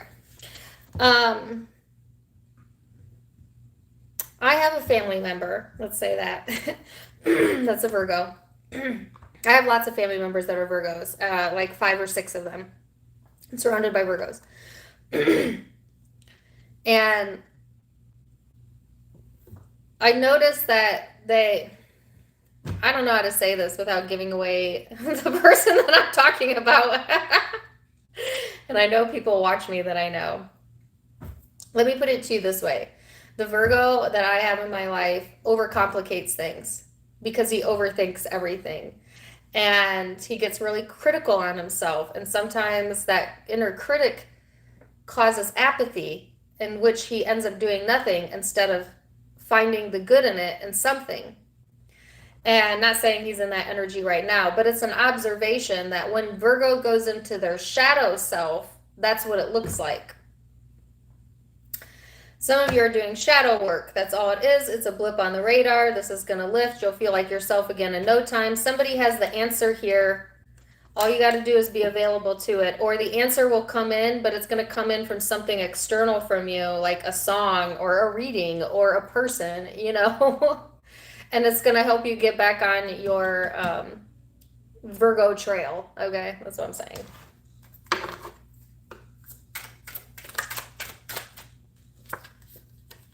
Okay, so yeah, it says tuning in. So look what this person is doing. I don't know if you can see this, but there's all this negative voices, entities around this person. Can you see that image? This is who you need to be, Virgo. Shut that shit up. Excuse my language. That's what I... Shut that shit up. Like, I'm talking about your negative thoughts. Like, shut it up. Meditate. Go to sleep. Take a nap. Change your thoughts. Refocus. What's going good? What do you like? And then you clear the energy out. The answer pops in. The person comes in. The whatever comes in.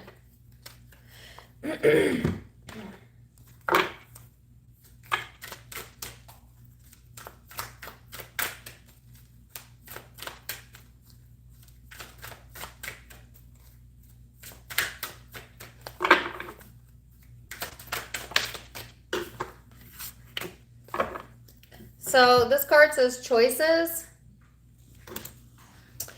It says when you accept responsibility for your life and the choices you make, you begin to tap into the power of your own spirit. You'll be able to listen to and appreciate the intuitive wisdom that's inside you and apply it positively and constructively to your outside world. Again, that's exactly what I was saying. All wrapped up in one card.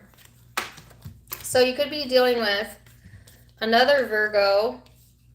Oh, I've got a million signs out, so I'm not going to try it. But I have Gemini notably here, Air, Aquarius, Libra, Water sticking out to me, Cancer, Pisces, Scorpio. Now we're going to go to Libra.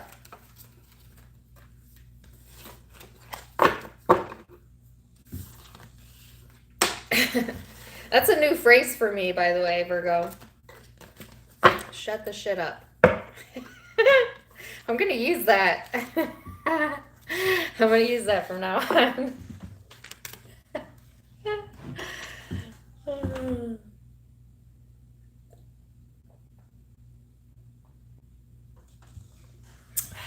Okay.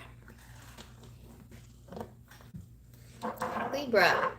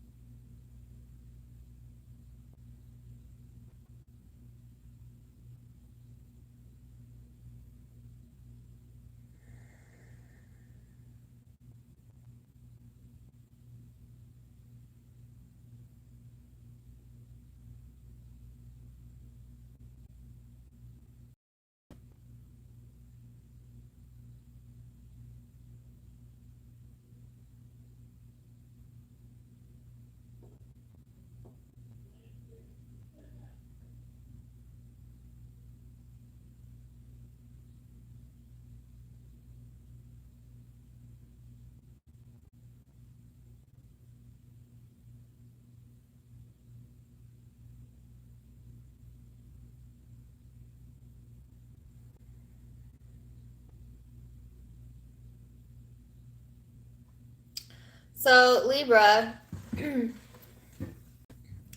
I I immediately got two peas in a pea pod and an image of a snap pea or what looked like peas in a pea pod. Some of you like snap peas. I love snap peas.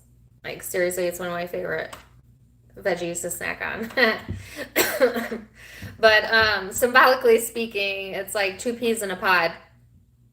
You could have like a friend or a family member or a loved one where it's just like you're two peas in a pod, you know what I'm saying? Like you understand each other, or it feels like that when you're with this person. It could be an intimate partner as well.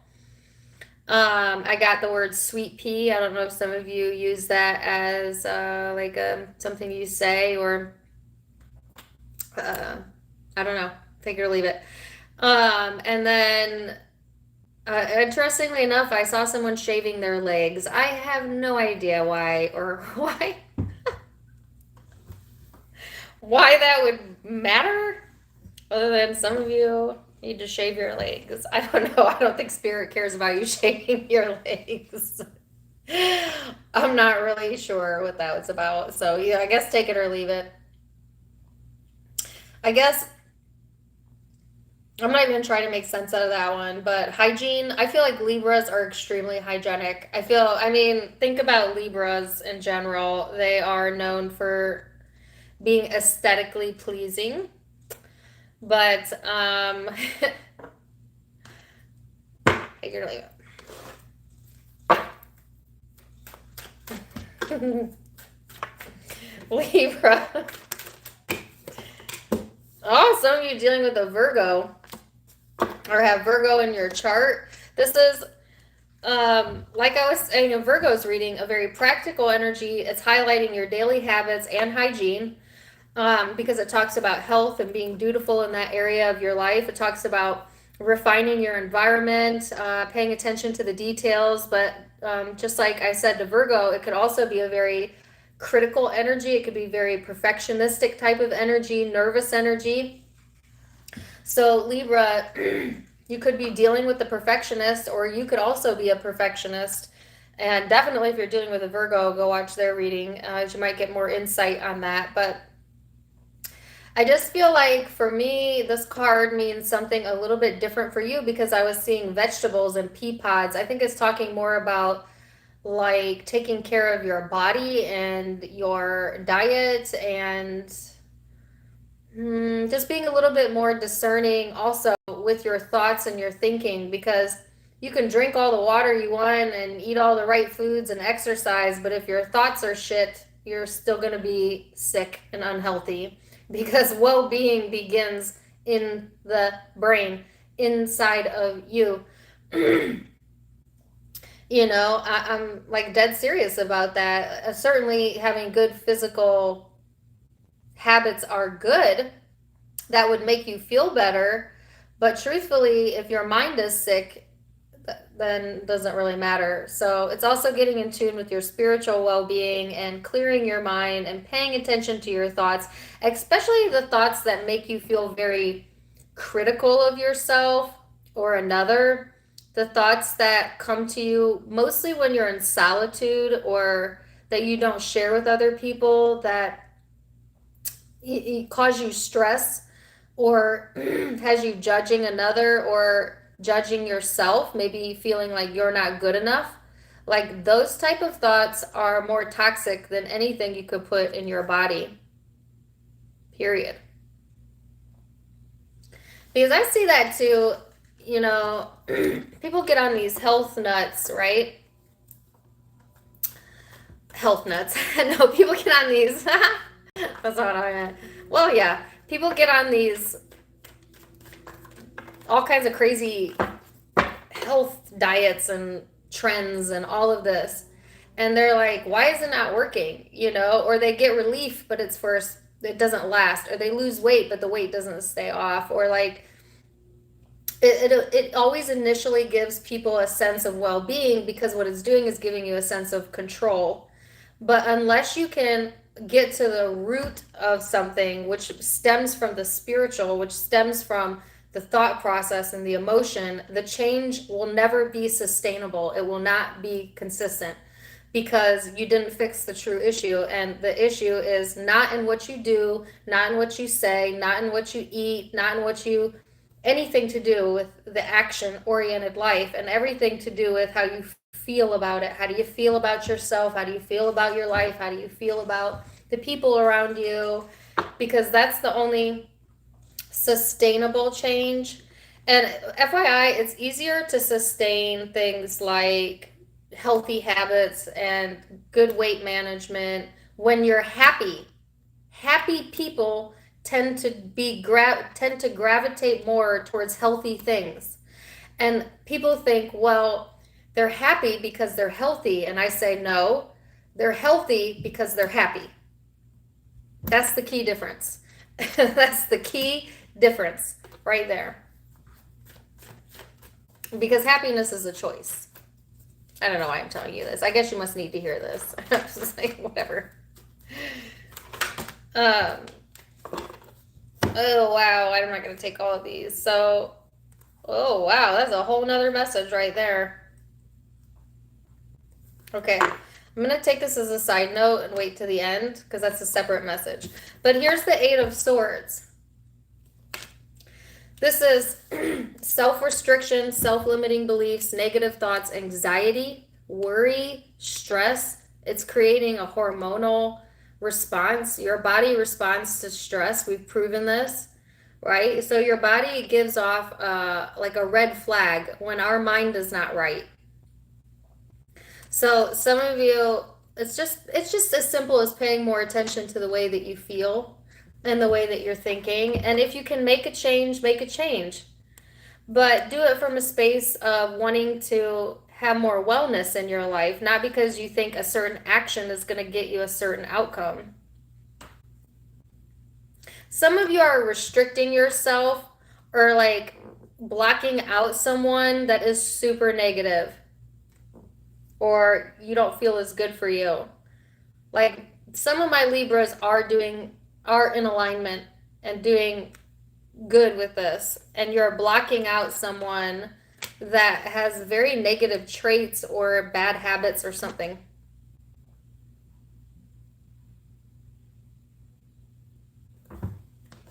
Take it as it resonates. Okay, so let's see.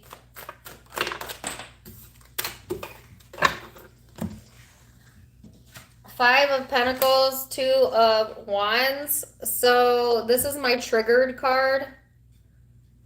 There's a trigger here about being walked on. Wow, that's so interesting. Being walked on. You don't want to feel like you're being walked on or walked over, or like some of you are sticking up for yourself or being encouraged to do that, FYI. Because I have a song in my head. These boots are made for walking, and that's just what they'll do.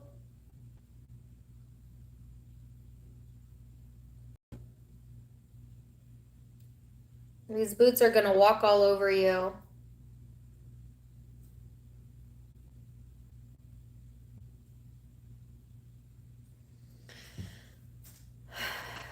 So, Libra, trigger warning. Trigger warning. I don't know how else to say this. You might get triggered. There's a trigger warning. It's stemming from a feeling of not being respected, feeling walked all over, not allowing someone to do that and showing them you're not going to do that. You're not going to say that to me. You're not going to treat me like that. Standing up for yourself.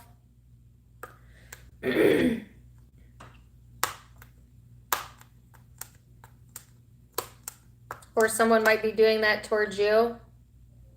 This could be in a relationship, yes, but it could also be in the work environment where you're not feeling appreciated or valued. And as I was saying to another zodiac sign, a lot of times when we are not feeling valued by another, it's because we are not valuing ourselves.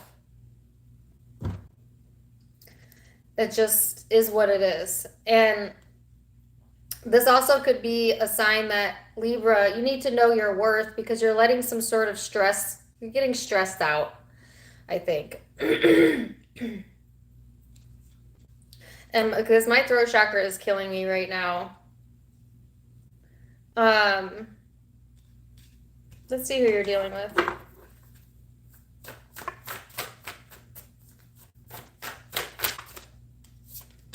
Five of Swords, Six of Pentacles. And see, I wasn't going to say this because I think this is related to this message. Actually, let me say that. There's something here about walking out on something, a job, someone, something like that. And I'm going to get to that in a moment. Whoever you're connecting with or the people you're running into this week, there's a sense of disconnection, not being on the same page. When it comes to finances in particular, like I said, some of you, this is in the workplace, and somebody not seeing the value that you're bringing to the position, or you're not valuing yourself for some of you. But it could also be in other relationships in your life where whoever you're connecting with is feeling like not seen or heard, or maybe they're not feeling valued because it's a two-way street, right? It's always a two-way street in relationships. You get what you give. Well, actually, you get what you feel about yourself. That's more of an accurate representation of how it works. You get what you feel about yourself. You don't value yourself, other people won't value you. It's just point blank. You value who you are, other people will see the value in you. But there's a misconception here, or a misperception here. Someone feeling like they're not being valued and the other person feeling like they're being walked on.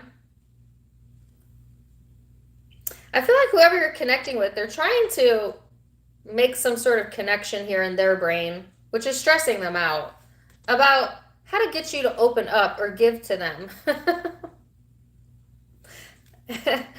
Or like how to appease or something like this. But I don't feel you're seeing the situation the same way, or maybe you don't even know that.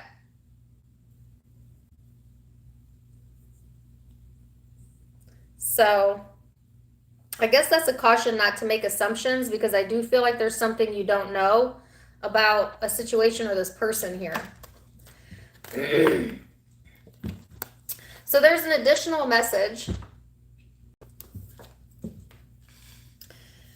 This may play into this, or it may be totally separate for a different group of you, but there is something from the past, likely a relationship, that there was a lot of challenges around, and now there's going to be progress. Why is there going to be progress? I guess because, I don't know, they're not giving me that. I'm not getting a sense, but there's going to be some sort of progress in that. Maybe once you lift this anxiety around it, really. I'm getting like when you lower your defenses a little bit, or lower your guard, because some of you are like being easily triggered. Like someone wanting to give, you're easily triggered, so you're assuming the worst, but they're trying to have some sort of progress here with you.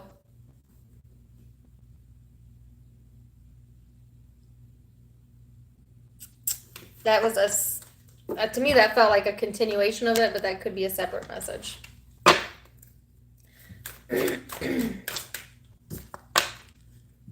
Don't make something out of nothing, Libra. This is also encouraging you to clear out this energy here, meditate, eat some snap peas. I'm not sure. That's the message I got earlier. But it's like clearing your space.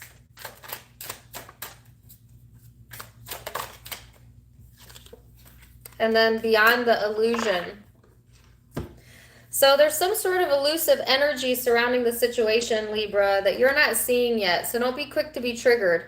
All right. So if you find yourself getting triggered or like feeling disrespected, hold yourself, pause. There is power in the pause. I shared a meme about this on my Facebook the other day. Power in a pause. The time between what someone says to you and your reaction to it, the longer the pause, the more your reaction will be in alignment with how you actually feel. The quicker your reaction, the more likely you're going to regret it. Power in the pause. So take a pause first. Let the air clear before jumping to conclusions.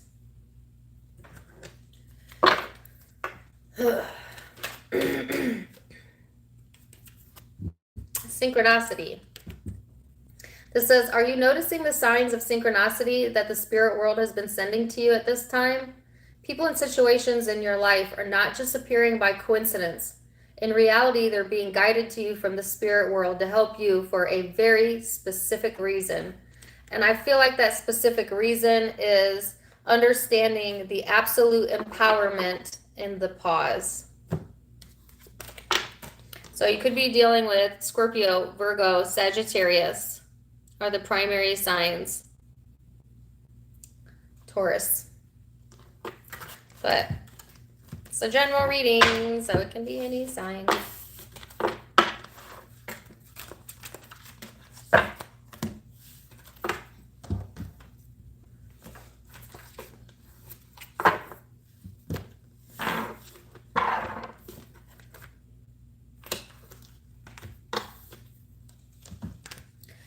Scorpio.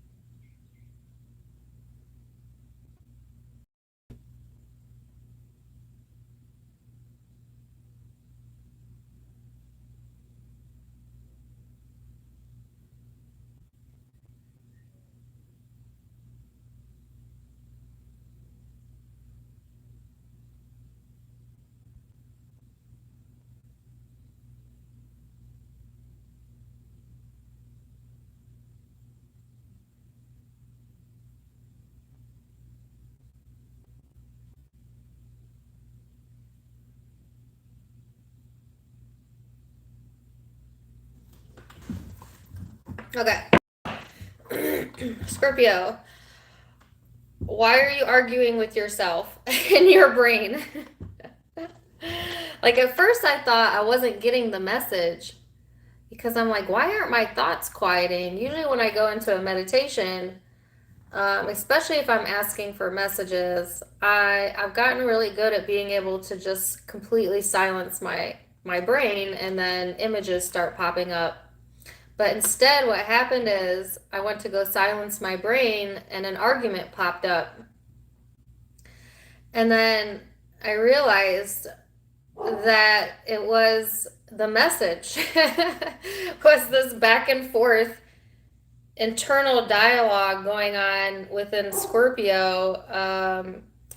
And it was, to be quite honest with you, it was making me very tense and I didn't want to sit in the energy for too long. So some of you are like having an argument, but you're arguing with yourself, or even if it's with another person, it's still arguing with yourself or, like feeling like you're arguing with yourself or something.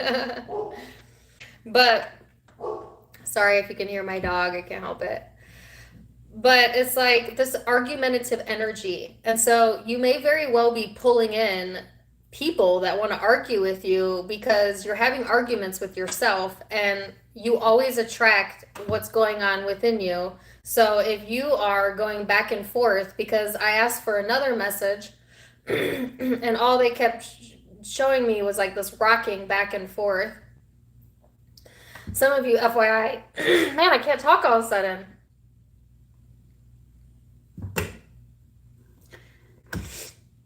So there's some back and forth energy going on. And it feels argumentative. It feels like you could possibly be pulling that energy into you, not because you're wanting to be argumentative with another person, but because you have some conflict going on within you. It's perpetuating in the people that you're attracting to you. Kind of like that energy, right? And when I couldn't talk, I totally lost my train of thought. So there was I was going to say something and then I totally forgot. Oh, yeah, some of you are off balance. Like something about your balance being off. I don't know if you're losing your balance or you're feeling dizzy or like there's a inner ear or a balance something going on here. Or you're just feeling off kilter, you know what I'm saying? Like that type of energy.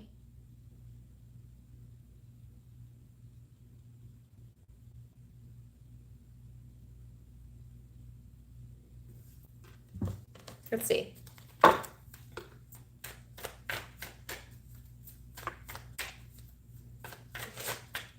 Oh my gosh. We have the 8th house of Scorpio. So Scorpio, you're showing up in your own reading, which is a good sign because that means that you know how to get through this. But I feel like there's this fog going on and like this internal debate that's going on. And as long as that internal debate is going on, it's going to perpetuate in the environment. Like you're going to continue to attract that to you. This card talks about secrets and obsessions, mysteries, the underworld, stalking. It talks about sex and like your more shadow parts. This is the shadow side of Scorpio showing up. Some of you are secretly obsessed with someone that you're sexually attracted to. And you're going back and forth on whether or not to say anything to them. It's as specific as that. But that doesn't have to be the case. It could just be that, I don't know, there's some sort of internal dialogue going on, though, around your house of intimacy. Going back and forth on something. And it's becoming obsessive.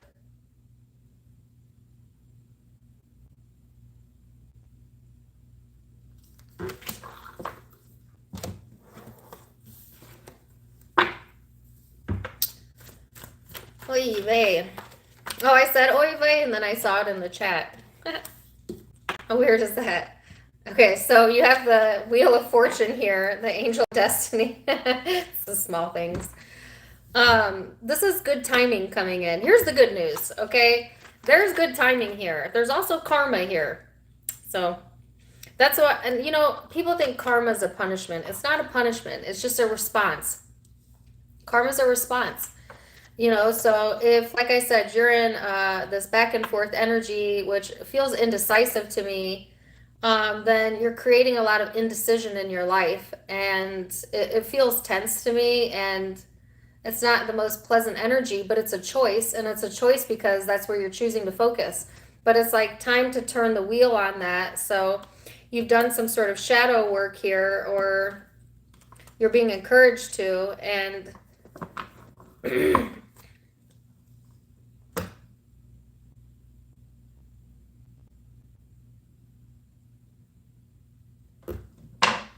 I'm not going to tell you the song that I just got in my head because I I don't feel like it's from my higher self. I feel like this is, I don't know. I can't even say it.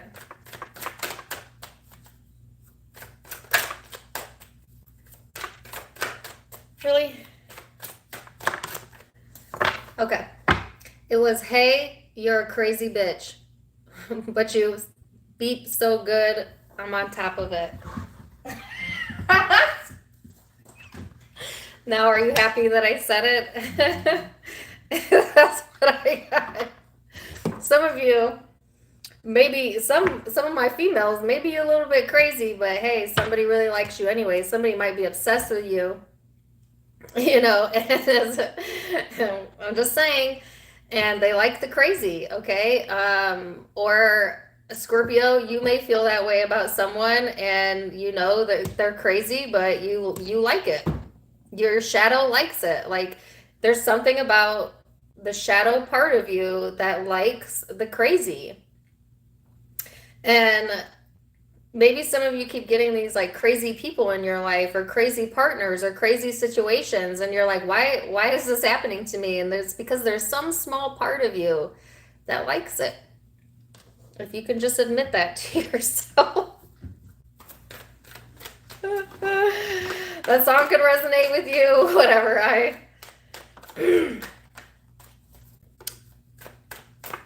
Okay.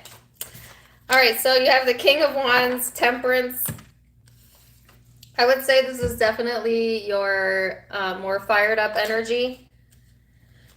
This is like intense. This is an intense energy. This is wanting to call the shots. This is very demanding. You're in a very independent, confident energy, which is interesting. But see, the issue is, Scorpio, that it's coming from the shadow. So you're being motivated through your darker side, which on the surface appears to be working for you. But underneath that, it keeps attracting to you some things that you don't really want. Or maybe you do. Some of you do. You say you don't want it, but you do. Like that type of energy. So I feel like there is a need to get control over your emotions. Let's say that. Get control over your energy here before you take it too far. Because some of you are really feeling like, I don't know, you might take it too far. And then it slows like the progress here.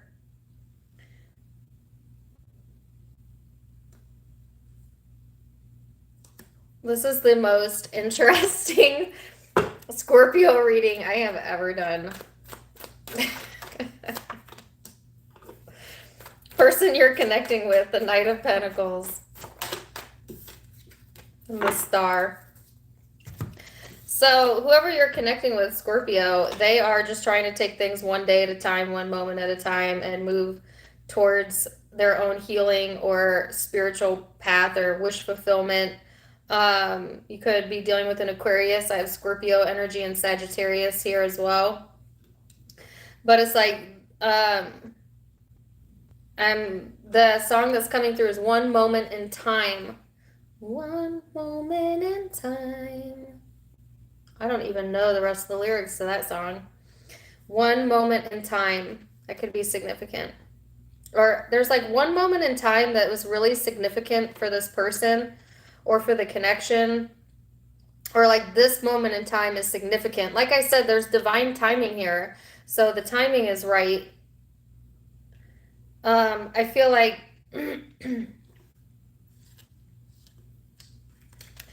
I feel you getting fired up, but I can't tell if it's in an argumentative, angry way or in a passionate way. Some of you get... I can't with this reading. Some of you like the fight. You like it. Like it does something for you. Or you like the...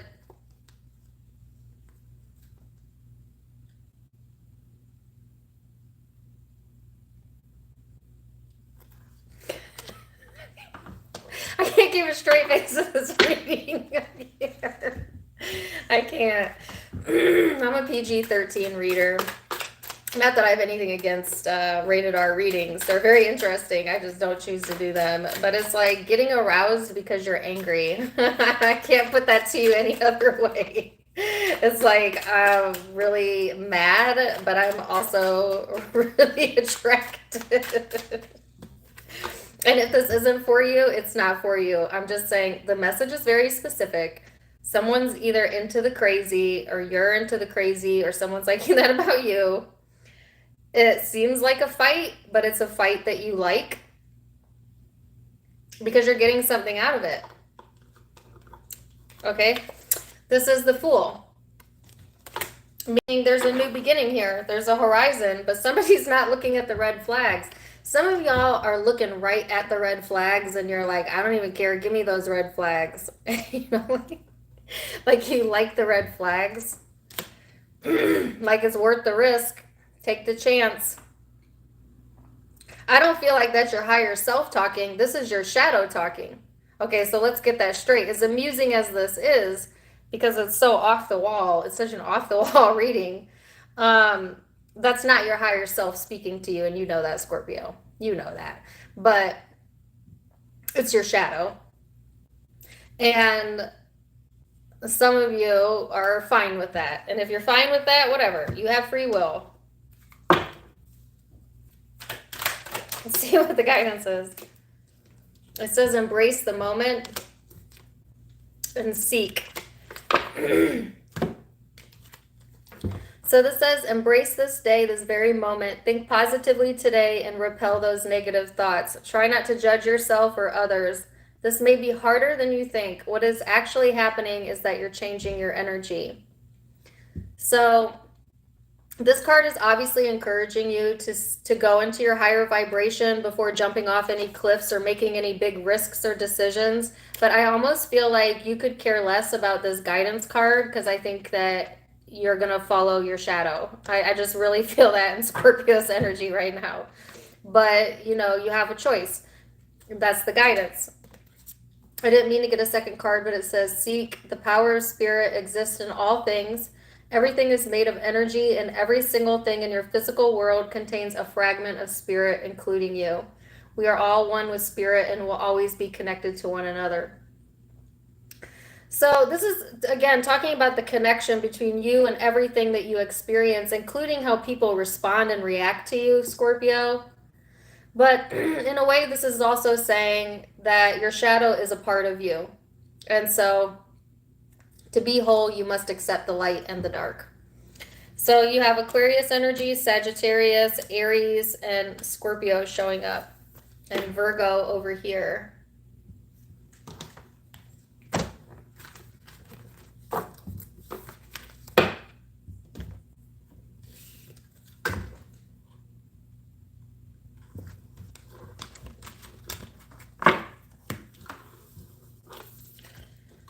Sagittarius.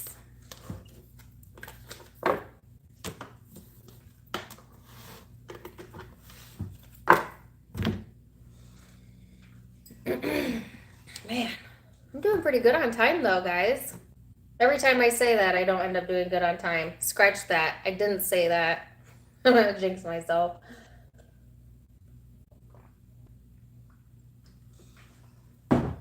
Sagittarius.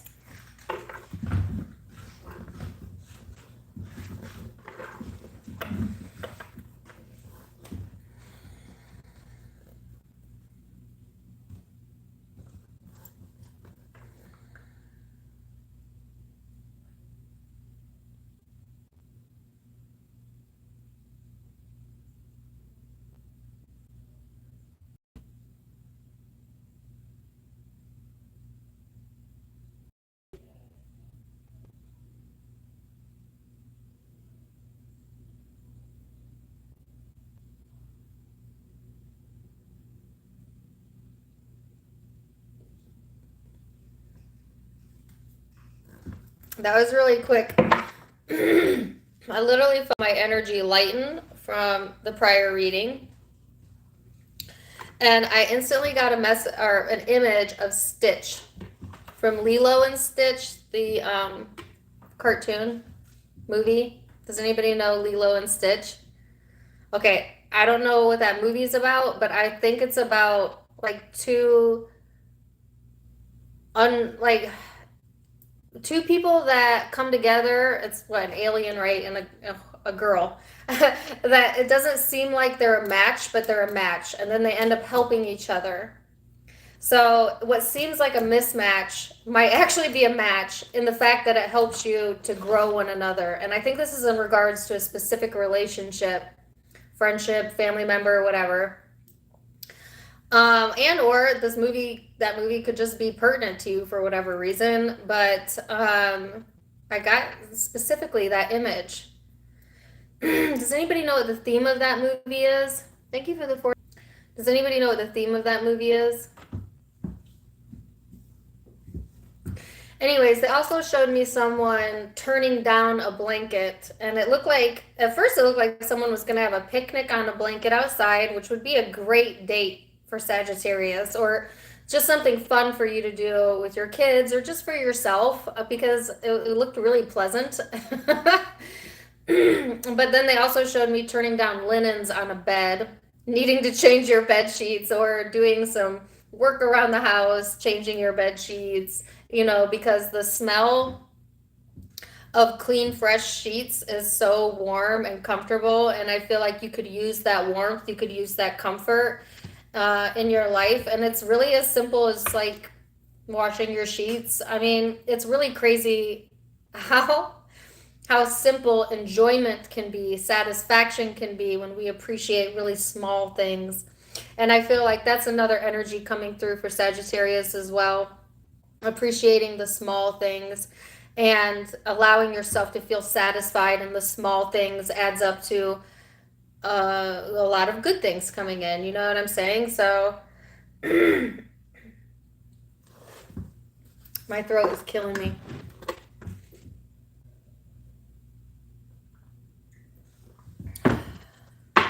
Let's see.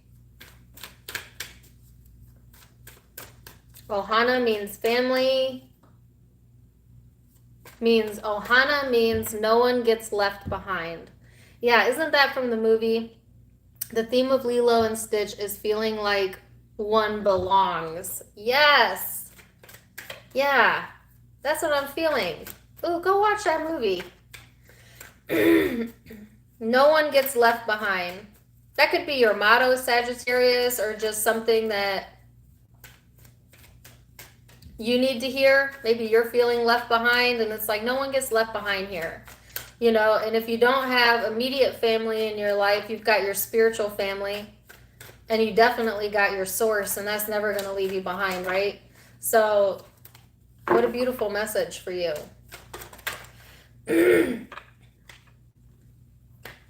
Oh, goodness. I'm going to take the one that came out. But there's some growth opportunity here. Let me take note of that. Neptune with Piscean energy for some of you. This is all about your imagination, your memories, the subconscious, your ideas of love, of universal love, of connectedness. It can also talk about visions and meditation, spirituality. This is my ethereal card. It's like seeing the beauty in all, or seeing the beauty in the outcast, which I feel like Sagittarius does do a good job of this, because sometimes you often feel typecasted, because of your bluntness, because of that Sagittarian energy. Some people don't know how to take that. Some people may make you feel like you don't belong, or you might be in situations where you feel like you don't belong, but it's like you belong. But this is your more compassionate side showing up, and having compassion for others, and that being part of your spiritual path. Maybe having compassion for the underdog, or accepting. Okay, they gave me the term stray dogs. Well, I know this. My sister's a Sag, and she loves to take in stray animals. I don't know if that's a Sagittarius quality or what, but that's kind of an example of what I'm feeling, like you're willing to take in the stray. And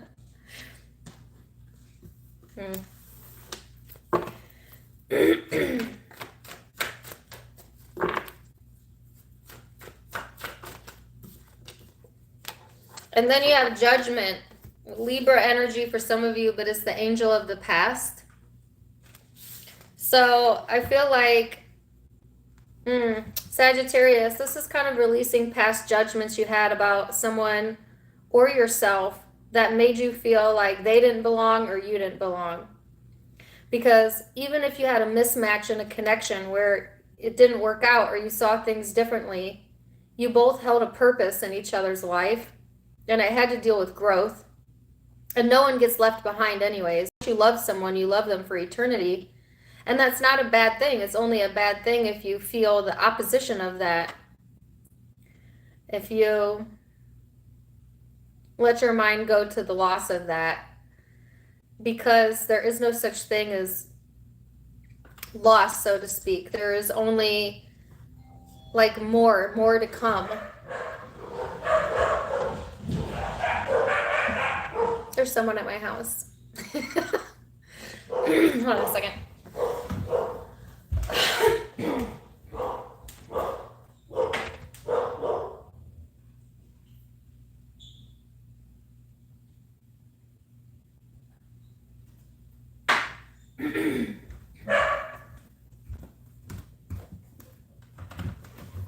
I do not know who it is, but somebody else got the door, so I'm good. So, sorry, that's how crazy my dogs go when someone comes over. You know what I'm saying? Like, y'all, please don't ring my doorbell. When you come over, text me, let me know.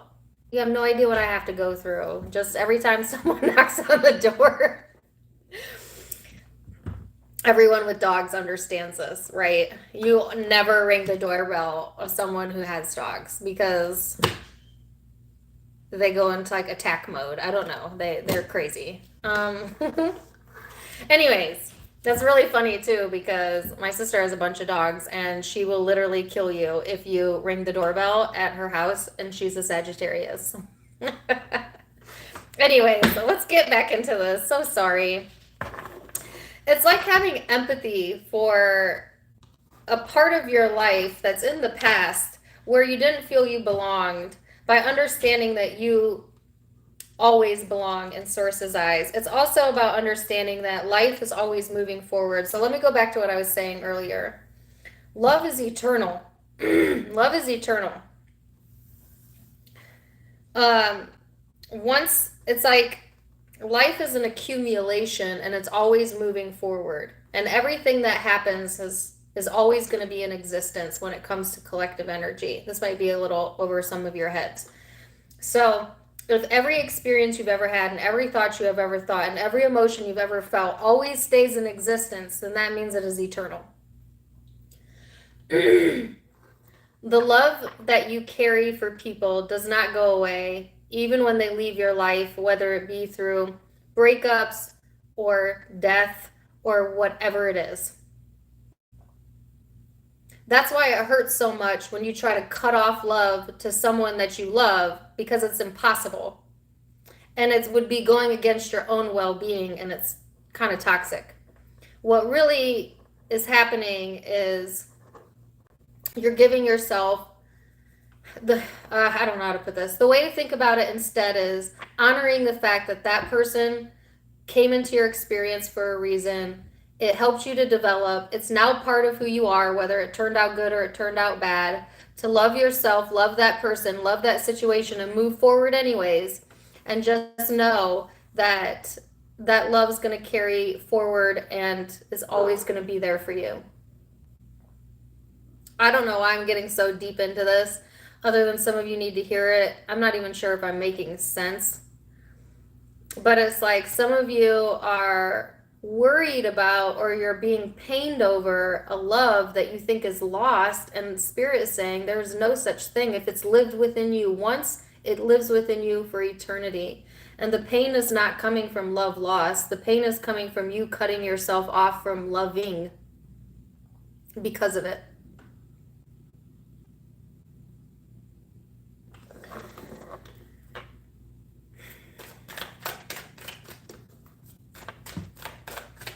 I felt like that either made absolute sense or no sense.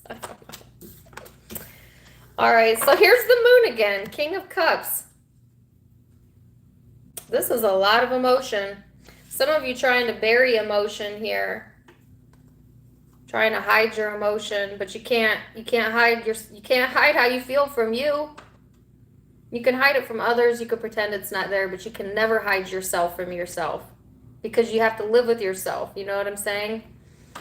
So don't bury your emotions, whatever this is. Sagittarius. Take a look at your emotions. Don't shy away from them. Why do you feel the way that you feel? And can you see it from another perspective? Can you see through the eyes of compassion and empathy and love and a higher understanding? Because if you can do that, you can truly push past this past energy.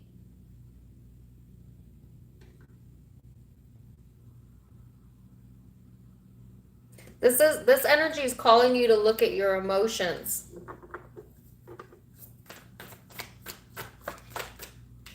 The person you are connecting with is the Five of Pentacles and the King of Cups.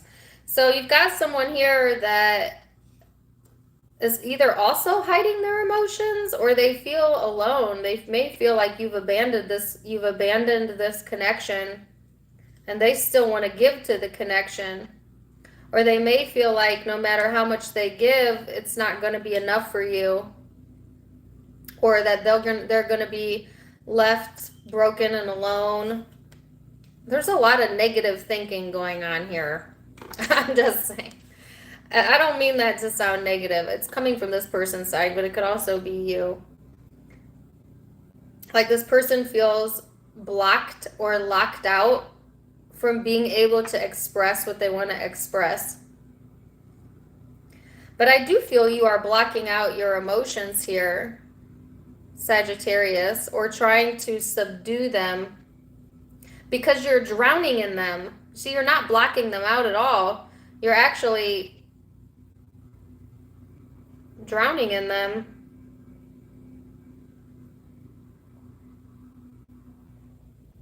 And I think it has to deal with something from the past that you felt was lost and needing to reframe your focus around that. Or this sense of just feeling emotionally overwhelmed for some of you.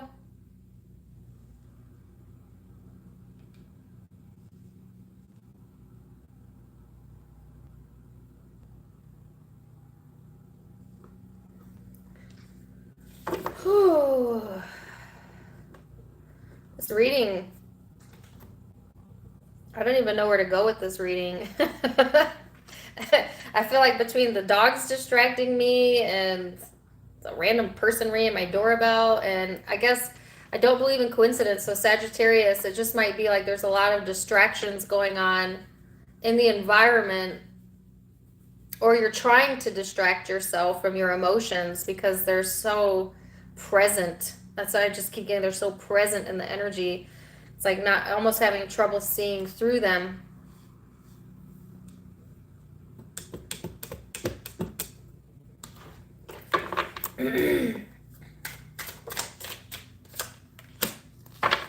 This says compromise.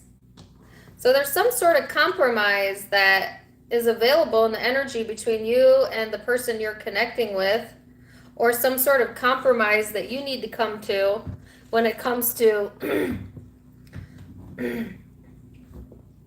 relationships. Instead of conflict, try to come at it from compromise. Like if you're emotionally overwhelmed and you're not really sure, try to find somewhere in the middle.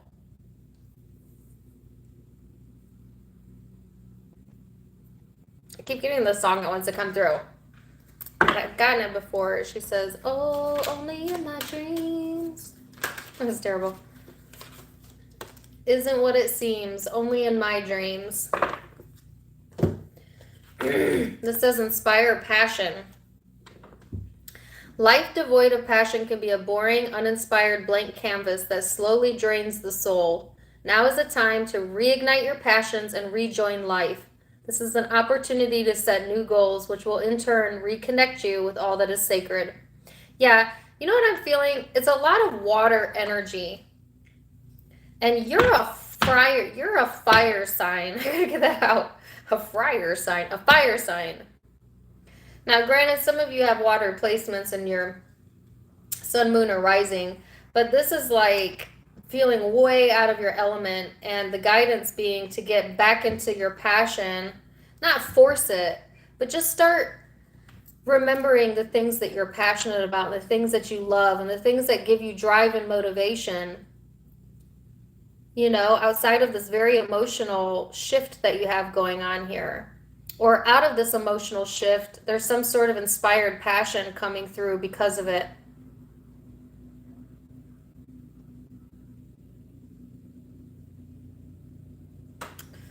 So, wow. Could be dealing with a Pisces, Cancer, Scorpio, or a Libra, or an Earth sign, Capricorn, Virgo, Taurus.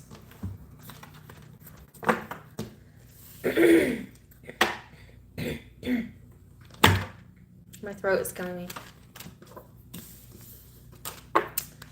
This is why I don't like doing nighttime readings, because I talk all day and then I come on here and I talk some more. And by the time I'm done with the nighttime readings, I'm like, ugh. You know?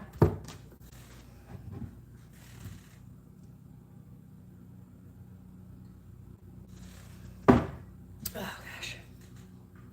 All right, Capricorn.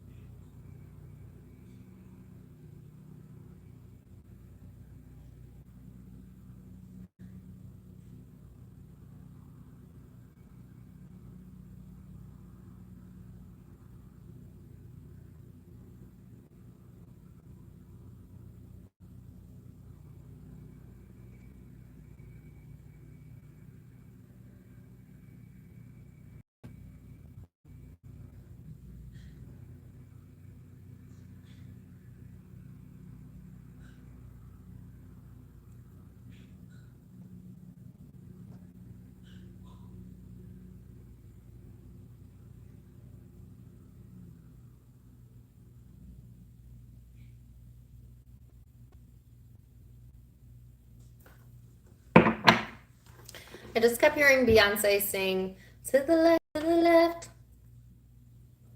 Something, something, something to the left. I honestly don't know the lyrics to that. Don't be mad at me. Something all you own to the left.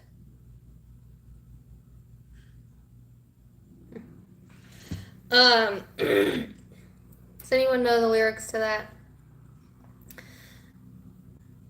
I don't make fun of me, Carmen. I don't know what the words are. Everything you own in a box to the left. Thank you. Everything you own in a box to the left. I knew it was about something about moving out or kicking someone out or being done in a situation. So some of you might literally be resonating with that song. You know, kicking somebody to the left, swiping left. I'm not really sure. But the other message that I got was a map. That's what it was. They showed me someone opening up a map. And it's like knowing you having it all mapped out, you know where you want to go. All you got to do is to the left. I'm not sure. Like, make it happen. It's like having a roadmap, Capricorn, and knowing exactly what the destination is in mind and where you're headed. But there's like one last thing you got to wrap up or something that needs to be done.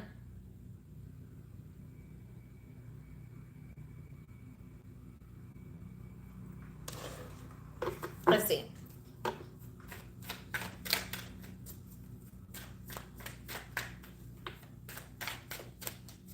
Capricorn. I'm getting like kind of a serious energy here. And as I say that, your card pops out. Look at this. I said serious energy. I have Capricorn and Virgo in the reverse. Now that's some serious energy. Some of you could be dealing with a Virgo or have Virgo in your chart. This is all Earth. And it literally says, first word out says what?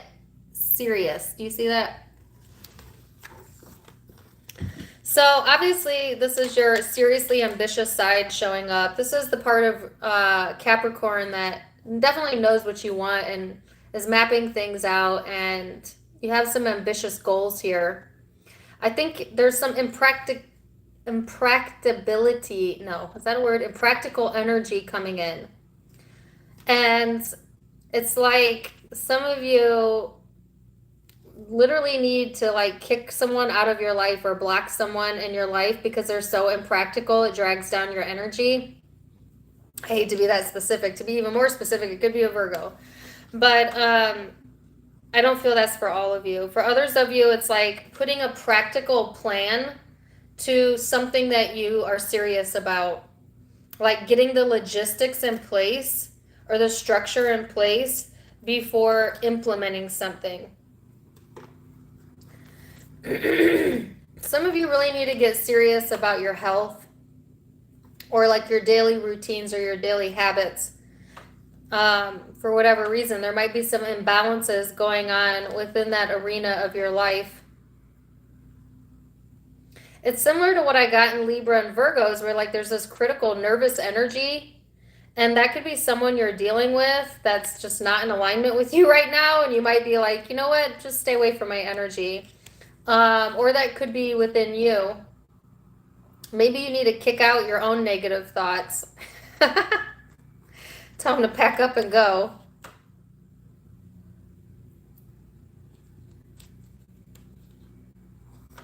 Like, I kind of feel like I have a lot of, I don't even know what it is. I wanted to say clogged pipes, but that's not what I mean. Like, there's a lot of, I almost feel like a headache coming on. Like, you're stressing over something, or you're not getting enough sleep or something, or it's like, it doesn't have to literally be a headache, but I feel you're taking something like way too seriously or getting all in your head about something.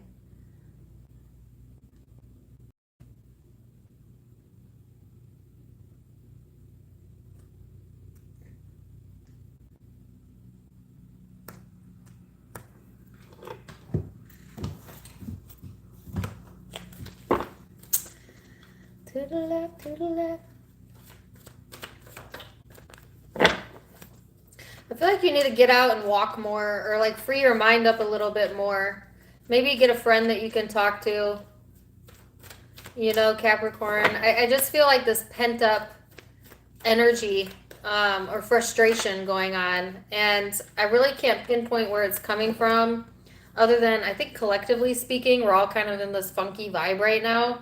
But I just feel like this pent up energy, and it's making me feel a little bit restless. But there's something here that you really want.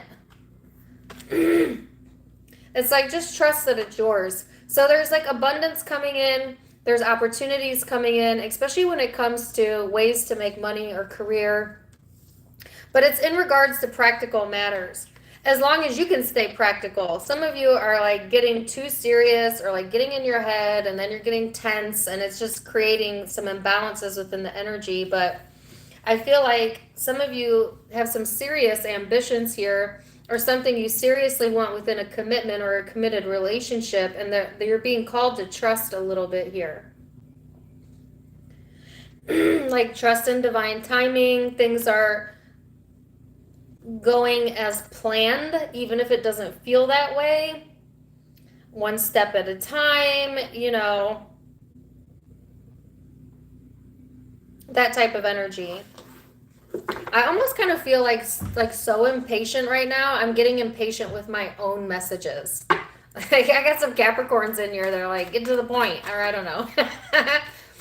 Or like impatience in the energy is what I'm feeling. Even though I don't have any cards of impatience. That's so weird.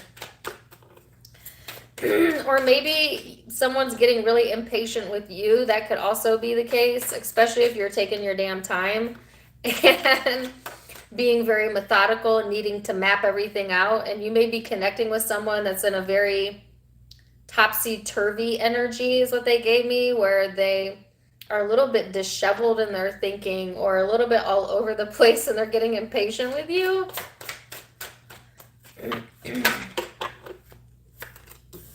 Two of Cups.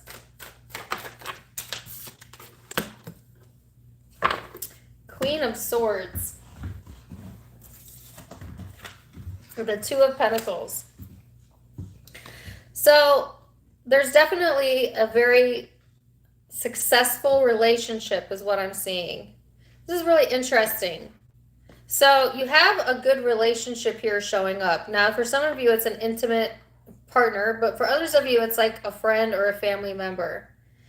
And it's like, when it comes to this relationship, you have your head on straight. You see eye to eye, things are good. You know, there's abundance coming in. There's trust in that relationship. You're serious. They're serious. You're a power couple or a power friendship or a power family friendship. I don't know. But it's like there's synchronicities here. There is like syncing up with someone and all that being available to you. Seeing things the way this person sees them. Seeing yourself in another, but in a positive way. But then I feel like there's this other energy showing up. For some of you, it's a third person that's really imbalanced.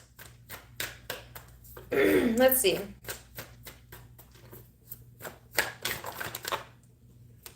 Three of Cups, Seven of Wands.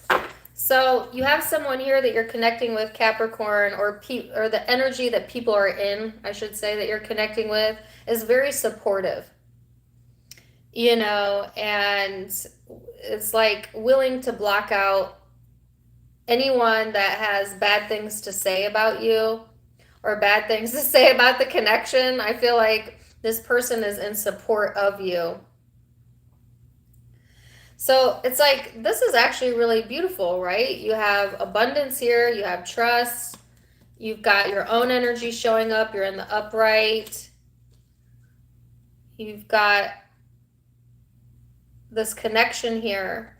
And then there's this that came out in the reverse. It's either another person on the outside of this that's being very critical and is really imbalanced, and somehow it's impacting the connection. Or this is your shadow. This is you getting in your own way, Capricorn, by being overly critical or just feeling a little bit imbalanced, getting in your head, not paying attention to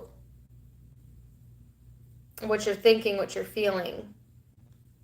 But see, this is just a blip on the radar, whether it's someone else or it's you. Meaning like you have the power to change this or ignore this, because the rest of what's here is awesome, is beautiful. Your readings have been amazing. A lot of you have a lot of love surrounding you and support available to you. But if you can't see that, then it doesn't matter, does it? Or if you let an outside person who's not balanced impact that, then that's on you as well. Because you always have a choice, right, as to how you let things impact you.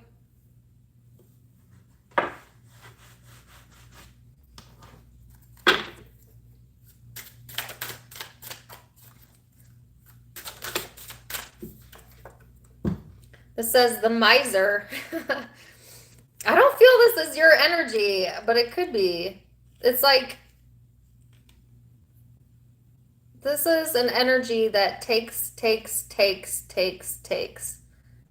And you're going to say, okay, take it and get to the left. I feel like this is like a third party energy. It doesn't, could be, or like someone external to your intimate life. But it could also be you, be real. I don't think so, though. I'm hearing take back your power. Also, some of you, save up. Like, there is an opportunity to save up some money here, and that's going to help you reach your goal by being a little less generous to others and saving up some for yourself. The source. This is a weird reading. I just heard get to the source of the information. So this is also saying you're the source of your own abundance. When you believe in yourself, when you take your own dreams and your own goals seriously, then the universe has to give you what you believe in, because that's how it works.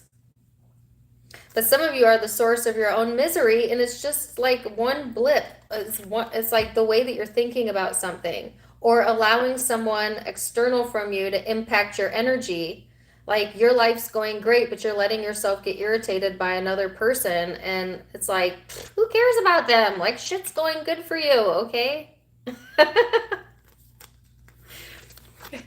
don't mean to be so blunt, but like, when you're doing good and other people see you doing good, they want to tear you down. They just do.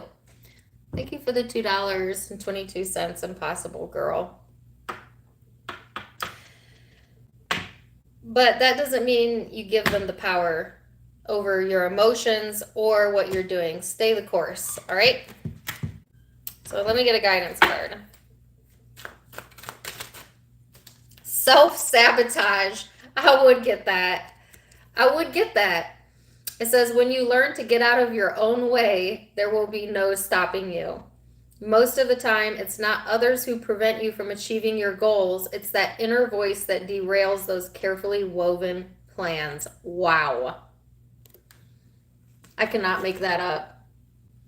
Yeah. Wow. Wow. All right, so you could be dealing with a Virgo, another Capricorn, Taurus. And I've got air, water, fire. I've got all the elements here, okay? But those are the ones I see particularly. In particular. Can I tell you something that drives me wild? This is a side note. Then I'm going to do Aquarius. Is it bitchy to say that? Probably. Okay. I'm going to say it anyways. Do you know what drives me wild? Is I'll sit on here with you guys for like 3 freaking hours like I just did. I try to accommodate and go through all that trouble and then get a comment that says, it's not synchronicity, it's synchronicity. Or people, like there's people that come in my comments and you didn't say that appropriately. Or they're like the grammar police. The grammar police. Really? I'm going to say it how I want to say it. Don't tell me how to say it. If I'm saying it wrong, whatever. You get what I mean? You know? Like, I've talked for 3 hours. I'm going to get some words wrong. Please don't do that to me. Please don't come in the comments and grammar police me. You know, don't grammar police me. Or like, I'll channel a song and I won't get the lyrics 100% right, which happens all the time because I'm channeling it. And then they'll be like, that's not how it goes. It goes like this. I know, but do you get the meaning of it? Like, do you get the roundabout message of it? You know?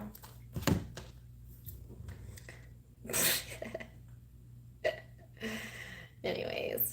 I mean that with love. Hey, Lisa. Thank you for the $4.99. I do my best for you guys. Just be kind to me. I know I don't have proper English all the time. I can't help it. Leave me alone. Anyways.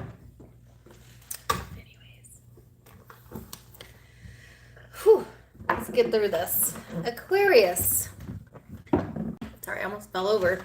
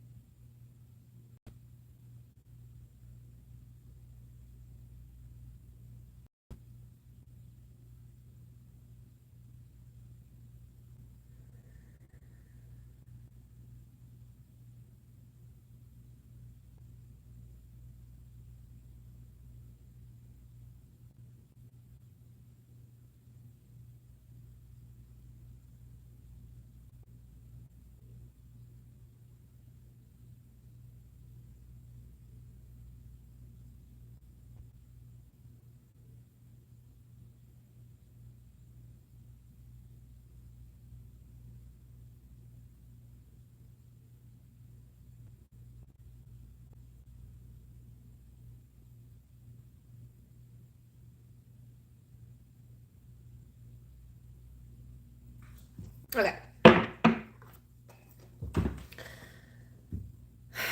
So, Aquarius, um, your shadow showed up. It says, hey. Thank you for the 4.99, Sylvia. Peace and love. Sorry, I'm getting distracted again. She says, you know what I mean. I know I say you know what I mean all the time. I can't help it. Be nice on me. Be easy on me. Anyways, sorry, Aquarius.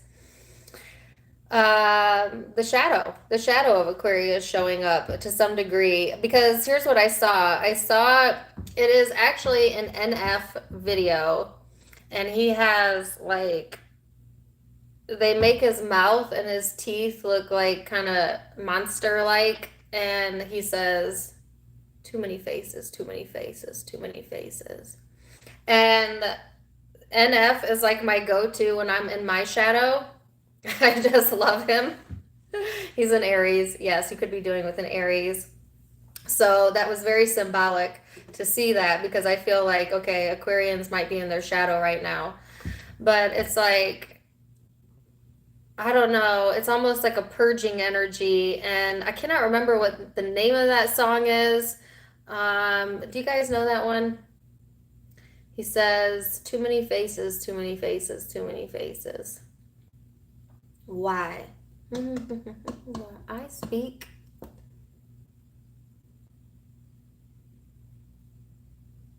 Hmm. But what they were showing me in addition to that was like a radio signal. So it's like, well, law of attraction responds to you no matter what. So if you're in the shadow, Aquarius, just know that you're going to attract people that are also in their shadow, that might be doing shadow work, that are connecting with you on that level, you know. So it serves you to acknowledge your shadow and do what you need to do, but then to pop out of it because unlike other zodiac signs, Aquarian energy is meant to be high vibrating. Not that you don't have a shadow, but it's pertinent that you don't dwell in that in order to stay on the path of being an Aquarian because Aquarians are light seers. So it's like everybody has bad days, everybody has bad moments. I just had a bad day yesterday. And that's okay. Let yourself feel it. Let yourself go there. Whatever you need to do, let yourself listen to NF. I like to do that when I'm in my shadow. But then you got to push past it. Then you got to push past it. You know what I'm saying? And replenish yourself in the light. So let's see what kind of messages we get up.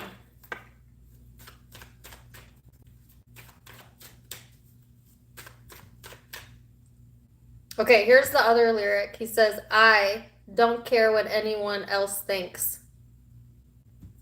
Gosh, nobody knows the name of that song.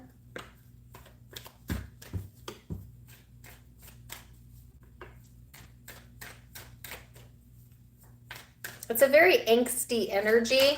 And if this isn't you, you might be attracting someone or have someone in your life that's in their shadow. But I feel like in order to attract that out of another, you must also have that in yourself. So keep it real with yourself, Aquarius.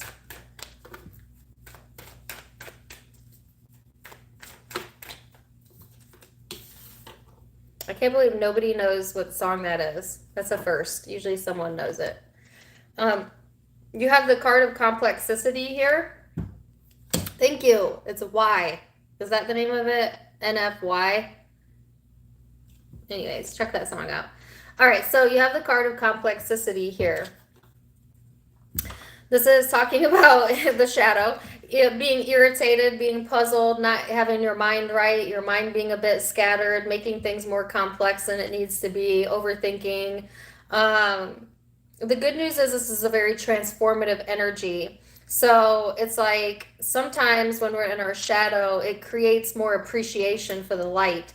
And I feel like that's kind of where it's at for you, Aquarius, is like, yeah, it may feel kind of mucky, but then when it starts to feel good, it's going to feel really good. Like when the confusion clears, you're going to have a whole new appreciation for a clear mind and clarity, right? So I feel like Right now, things could feel a little bit complex or irritable. You might find yourself a bit irritable lately. Um, and it's because one, you're, they give me the word perplexing. You're perplexed about something, or it's like a perplexing energy, you know, and you keep trying to get to the bottom of it. You keep trying to get to the bottom of it, but there's no bottom. You know what I'm saying? There's no bottom. It's just like, because I'm getting an image now of like someone going into a black tunnel and thinking you're going to hit the ground, but the tunnel just keeps going and going and going and going and going and going. Like there's no bottom. So it's like the more you try to get to the bottom of something, the worse it gets. And it's like the answer is to just not try to get to the bottom of it, kind of go into a state of acceptance and let the universe handle it and put your mind elsewhere. And because the solution can't come to you when you're digging up the problem, you know, or when you're headed down the rabbit hole. And some of you are going down the rabbit hole right now thinking you're going to get a solution there, and you're not. I feel like I'm being hard on my Aquarius, but it's nothing but love from a fellow Aqua, right? So you have the Angel of Abundance here, which is the Empress energy. And this says like there's an abundance. There's always going to be abundance of problems if you're focused on the problem, but there could be an abundance of solutions if you focus that way. But look at this. Here's the problem, and I feel like this is Aquarian energy showing up, or the energy you're embodying. This is actually Taurus energy. Some of you might be dealing with that. But I feel this is my Aquarius is embodying this energy, and she's looking the opposite direction. Like not looking at the problem, not paying attention to it, not giving focus to the shadow. And because of that, what's coming through? Light, abundance, happiness, prosperity. I think one of the most famous quotes would be from Jesus, who said, "Turn the other cheek." And this might be a week where you turn the other cheek. And yes, I said that in a tarot reading because he was a master law of attraction teacher, not even close to what the current day interpretation is of his teachings either. But turn the other cheek means you focus on the positive, you focus on the good, you focus on the well-being, you focus on the love, and anything that doesn't fall into that light doesn't deserve your attention. Because it will only pull away from your light. It won't make you shine brighter. It'll just pull you into the depth, and there is no bottom to the depth. So that's a caution. But hey, you're going to grow from this either way. All right, so I'm going on a tangent there. So let's get some cards. If someone can teach an Aqua to stop overthinking, you'll sign up for it. I can teach you that. Hit me up. And I'm an Aqua. Simple. It's not about changing your overthinking, because the overthinking makes you an Aquarius, and that's your strength. The trick is to stay focused with what you're giving focus to and paying attention to your thoughts. But to your point, when an Aquarius is in their shadow, hard to do, right? Hard to do. And we're all going to have bad days. So you're not going to be in alignment all the time. There's no such thing. You're not always going to be able to embody that light. And that's okay. And that's okay. But the key is not to guilt yourself for the days where you overthink or that you go into the muck. Instead, don't even think about it at all. Like the best way to reset your energy if you had a bad day is to not think about the bad day at all. Like to literally start each day anew and only think about what's coming towards you, not what's already occurred. But that's how you quell, I don't know if that's the right word, that's how you soothe overthinking in an Aquarian brain. That's what's worked for me. Just saying.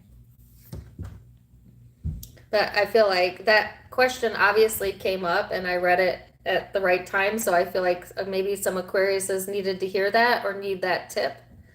You know, your mind is powerful, but just remember, you're the one in control of it. You know? But sometimes shit gets hard, and that's okay. So, you know, we're human.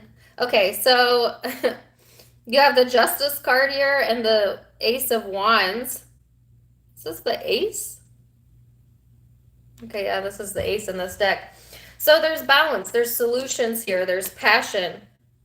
There's your intimate life being shown here as well.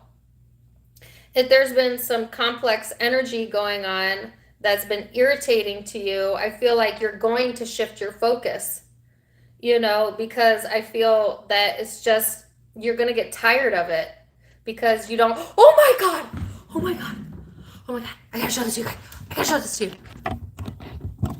Do you see what's walking in my freaking subdivision? Do you guys see that deer?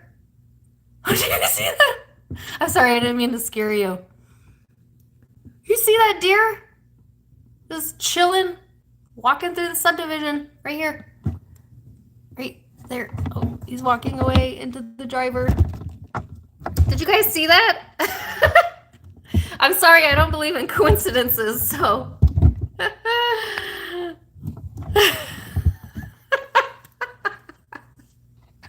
Y'all are like, Dana done lost her damn mind.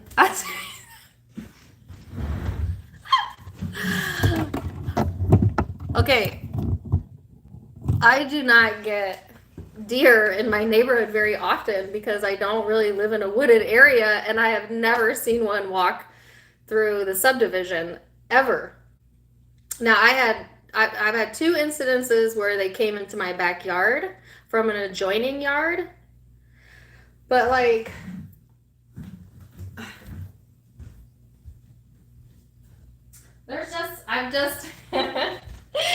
I'm extra. But hey, somebody look up the spiritual meaning of a deer. What's the significance to a deer? Sorry, I'm like, you guys were like, what? What happened? I'm just a little extra. That's a sign. So I don't know what a deer means, but I'm definitely going to look it up. But that's got to be, that can't be a coincidence. So just a random deer, just chilling. Cool. Anyways, let me fix my camera again. It's crazy. And now I have that song in my head. Deer, doe, a deer, a female deer, gray, a drop of golden sun. A deer symbolizes gentleness, awareness of surroundings, unconditional love, and mindfulness. Wow, well maybe that's what Aquarius needs to focus their energy on. Mindfulness, awareness, unconditional love. Turn the other cheek. Wow. So I feel like that's a significant sign, FYI, for my Aquarians to embrace the softer side of yourself, whether you're male or female, I don't care. Every Aquarian I know has a soft side, has a soft heart. And even though I think Aquarians are very complex and have a dark shadow, can have a dark shadow, their primary energy is that of the humanitarianness, the empathy, the lovingness, especially female Aquariuses. But masculine, feminine doesn't matter to me. Anyways, fix my camera. Thank you for the $25, Claudette.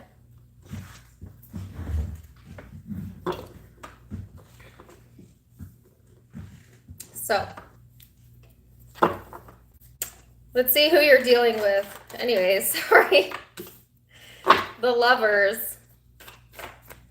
All that to say, I see you getting balance. I see your passion returning. I see you feeling more like yourself. I feel like you're going to let this energy come and let it go. Be in your shadow, let it go. I don't think you're going to dwell there for very long because you just got too much to be grateful for here. And I think you need to understand that and realize that. Person you're connecting with is the Lovers and the Moon. So whoever you're connecting with, Aquarius, they may feel a very intense connection towards you. If it's intimate, there's definitely an attraction. I think it goes both ways. But and deep emotion here with the moon, almost overwhelming amount of emotion when it comes to this connection. So I feel like it's weird because there's this complex shadow energy that's kind of puzzling, but at the same time, there is intimacy, there's connection, there's emotion, there's balance coming in. So it could be as simple as like being irritated with your partner and now you're connecting. It could be that simple. Or it could be as complex as like a twin flame soulmate thing where there's a lot of puzzling energy, a lot of irritation, and you're turning the other cheek. And then so by turning the other cheek comes in balance, intimacy, and emotion in a positive way. What's interesting is there's heartbreak here in the past on your side and deception on this person's side. And underneath that, love, and underneath that on their side is the Aquarius.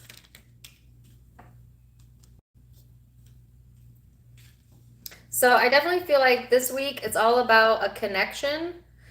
If you don't have a significant connection in your life, then I mean, you certainly could be connecting with a friend that you have a lot of similarities with that helps you to balance out your energy. But I feel like for most of you, this is like intimacy showing up. So take what resonates, leave what doesn't.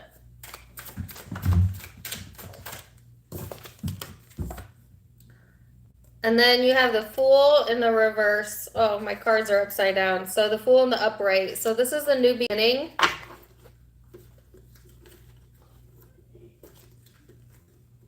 Let's see, it came out in the reverse. So some of you are not going to allow this to occur. Others of you, it's like a fresh start after ignoring your intuition. Be careful not to ignore your intuition, Aquarius. But it could be, like I said, a fresh start after a very irritating phase. A very convoluted, confusing chapter, you know?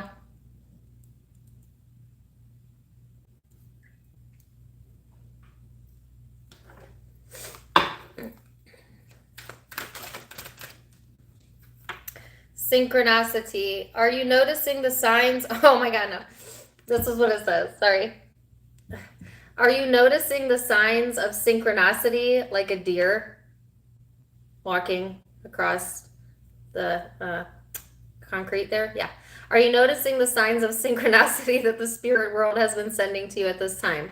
People and situations in your life are not just appearing by coincidence. In reality, they're being guided to you from the spirit world to help you for a specific reason. Wow.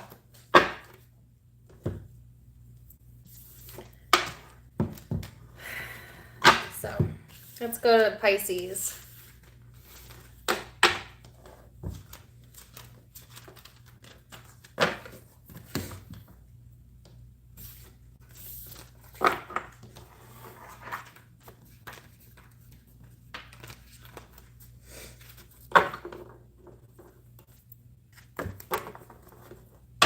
All right. Pisces. Now my nose is itching, and I'm going to have to get to it real quick, or it's going to drive me nuts. Oh my God, it's 8:19?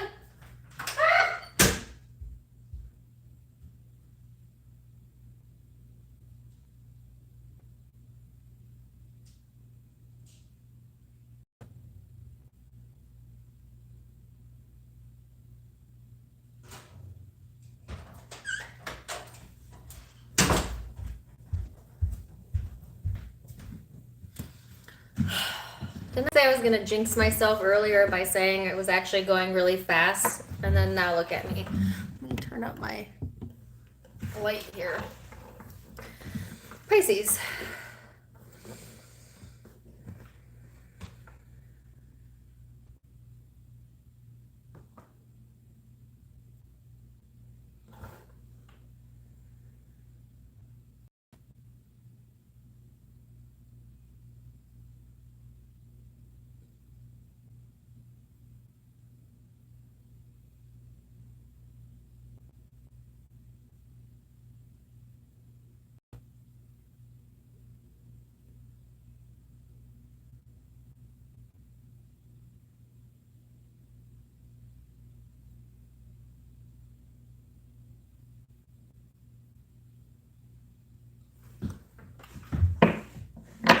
Okay, two things.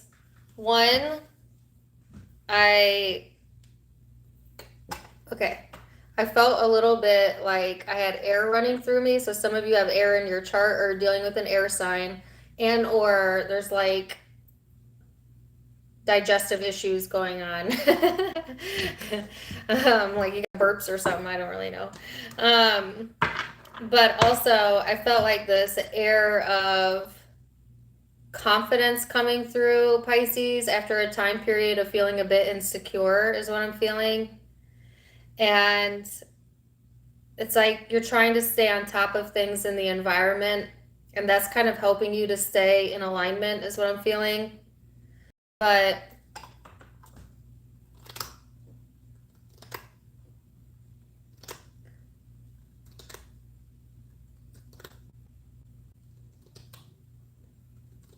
sorry, there's another message that's not really coming through. But it's like there's something coming through you. I don't know if you're channeling or you're a channeler, or maybe you're also psychic, or you meditating, or it's just like this energy wave coming through that is giving you like a slight boost of confidence, feeling more secure after a period of time of feeling uncomfortable, because I kept feeling like I had to readjust my position. Like I felt like there was a lot of readjustments going on in the energy, or maybe even discomfort, where you were constantly needing to readjust your life, your energy, yourself, whatever, and I heard the readjustment period is almost over. So it's going into this more secure, confident energy. Yeah. And I have the card. No, I would make note of these. The card of Uranus on the bottom, which is the card of erratic energy. And then what came out here was Venus, which is love, which is confidence, which is beauty and harmony. This is being in receiving mode, and kind of attracting to you what it is that you want from a higher vibration. It's a very magnetic energy. You could be just attracting, pleasurable things to you, or finding pleasure in the environment. Your love life might be highlighted right now, but I get a sense of just letting yourself fall in love with your life. And that is a choice. You have to allow yourself to love yourself. Do you know what I'm saying? But this is a very indulgent card as well. So be careful with overindulging or going overboard. I feel like for the most part, it's a really nice energy though that's coming through. So let's see. Whoa, that's way bright.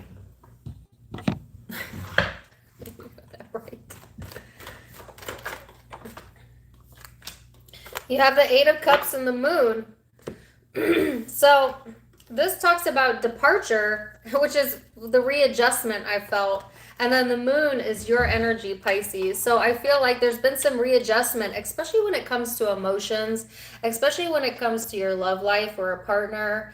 Just getting in this energy of, like I said, loving yourself and allowing yourself to get into that space of walking away from things that make you feel emotionally overwhelmed, or knowing when to walk away when you feel emotionally overwhelmed.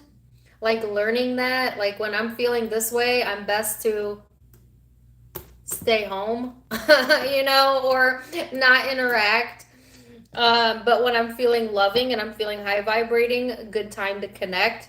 Like learning how to understand your own emotional needs. That's part of the emotional maturing process, is a lot about learning our own emotional needs. And this is something that develops as we grow. Um, and knowing when to walk away and when to put in the effort. And I think you're like figuring that out, right?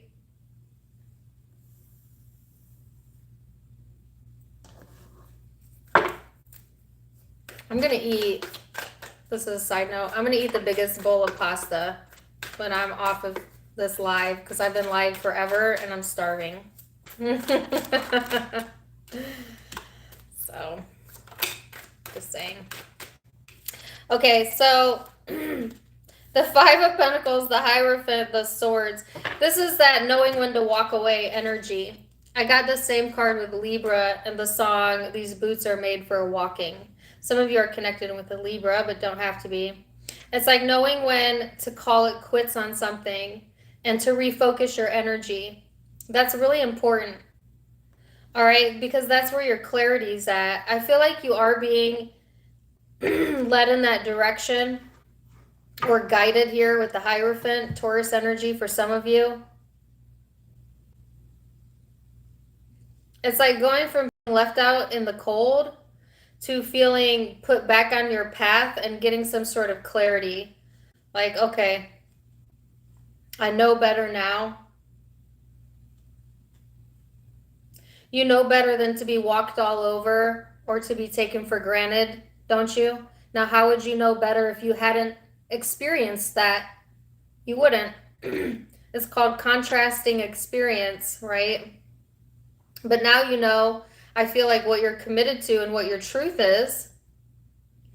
And staying in alignment with that is what's bringing in this beautiful, like, confident, loving energy here.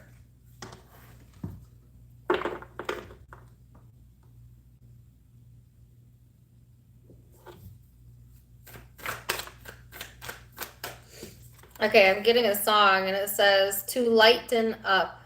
She actually says, I'm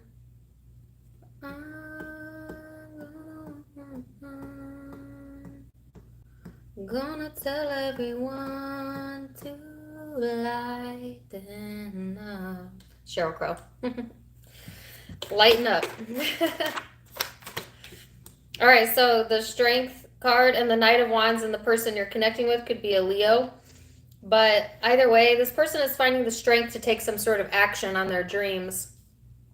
This person is also learning when to take action and when to walk away, okay? So a same or similar spiritual path, so to speak, when it comes to that topic.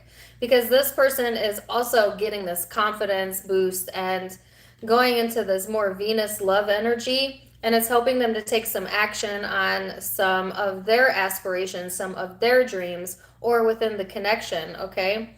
Especially if in the past they've allowed this more erratic energy to mess with their decision making, and so it's kind of made them a bit unpredictable or in and out.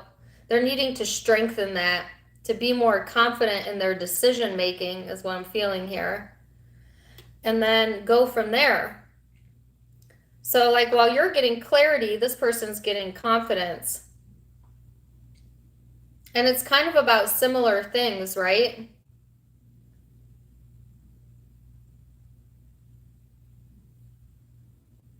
I heard teaching through the power of clarity. Some of you could be teachers, and you teach through the power of your clarity. And I don't mean like school teachers, although some of you, yes. I mean like spiritual teachers, if you're a high vibrating Pisces. But you teach through the power of your clarity. This person, they uplift through their ability to inspire action. So you see how you're playing off of each other there?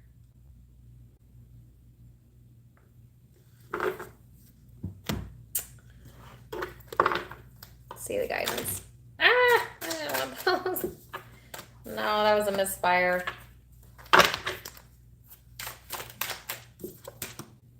The outsider. Maybe you and this person both felt like the outsider growing up, or you're two black sheep. Or maybe you both have similar, because I'm getting that this is a similarity with someone you're connecting with, but this could just be all about you. Just always feeling like on the outside looking in, and maybe that's where some of these abandonment issues came from. Some of you straight up have abandonment issues, or allowing yourself to be walked over in the hopes that it would get you love, in the hopes that if you just did and said the right thing, that maybe you would be accepted, and then kind of spiritually evolving to realize that you were loved all along, just not, but looking to others to give that to you as opposed to your higher self, your source. Like there was a belonging there all along. Some of you are dealing with a Sagittarius. Or it could be that this person felt that way, or you both did. It's kind of a deep reading. And then it could be in regards to your mother, but it doesn't have to be. It says a mother's love. A mother's love is reaching out to you at this time and holding you close. She knows how much you miss her and wants to remind you that the special bond of love can never be broken.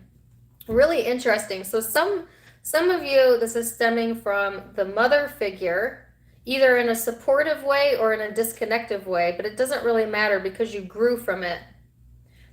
And this person may also have some connection, some sort of connection to the mother. Of course, we all have a connection to our mother, but meaning like it's impacting something within how you love or how they love, whether that be positive or negative. Wow. So Pisces, you could be dealing with a Leo or another Pisces, Aries or Sagittarius or Taurus are the primary signs I'm seeing, but it could be any sign. And I've got Scorpio over here. This is a general reading. Thank you for the $5, Randall. Okay, so as I stated earlier, and I'm going to post this in the community section, in order to be entered into a free reading, I'm going to be giving away a free reading, a free live reading via video, WebEx, whatever, Facebook, whatever you have. But anyways, in order to be entered to the free reading, in case you missed it at the beginning, you can share any of my videos, maybe share my YouTube page on any of your social media platforms or on your Facebook or Instagram. And if you take a screenshot of it and email it to me, tarottimewithdana1@gmail.com, or post it on my Facebook page, Tarot Time with Dana, link down below, you will be entered into a drawing to win a free reading. So if you are interested, share, like, comment, help my page to grow and hit my next goal. I love you guys so much. Thanks for hanging out with me tonight. I hope that you enjoyed it, and till next time, namaste. Bye.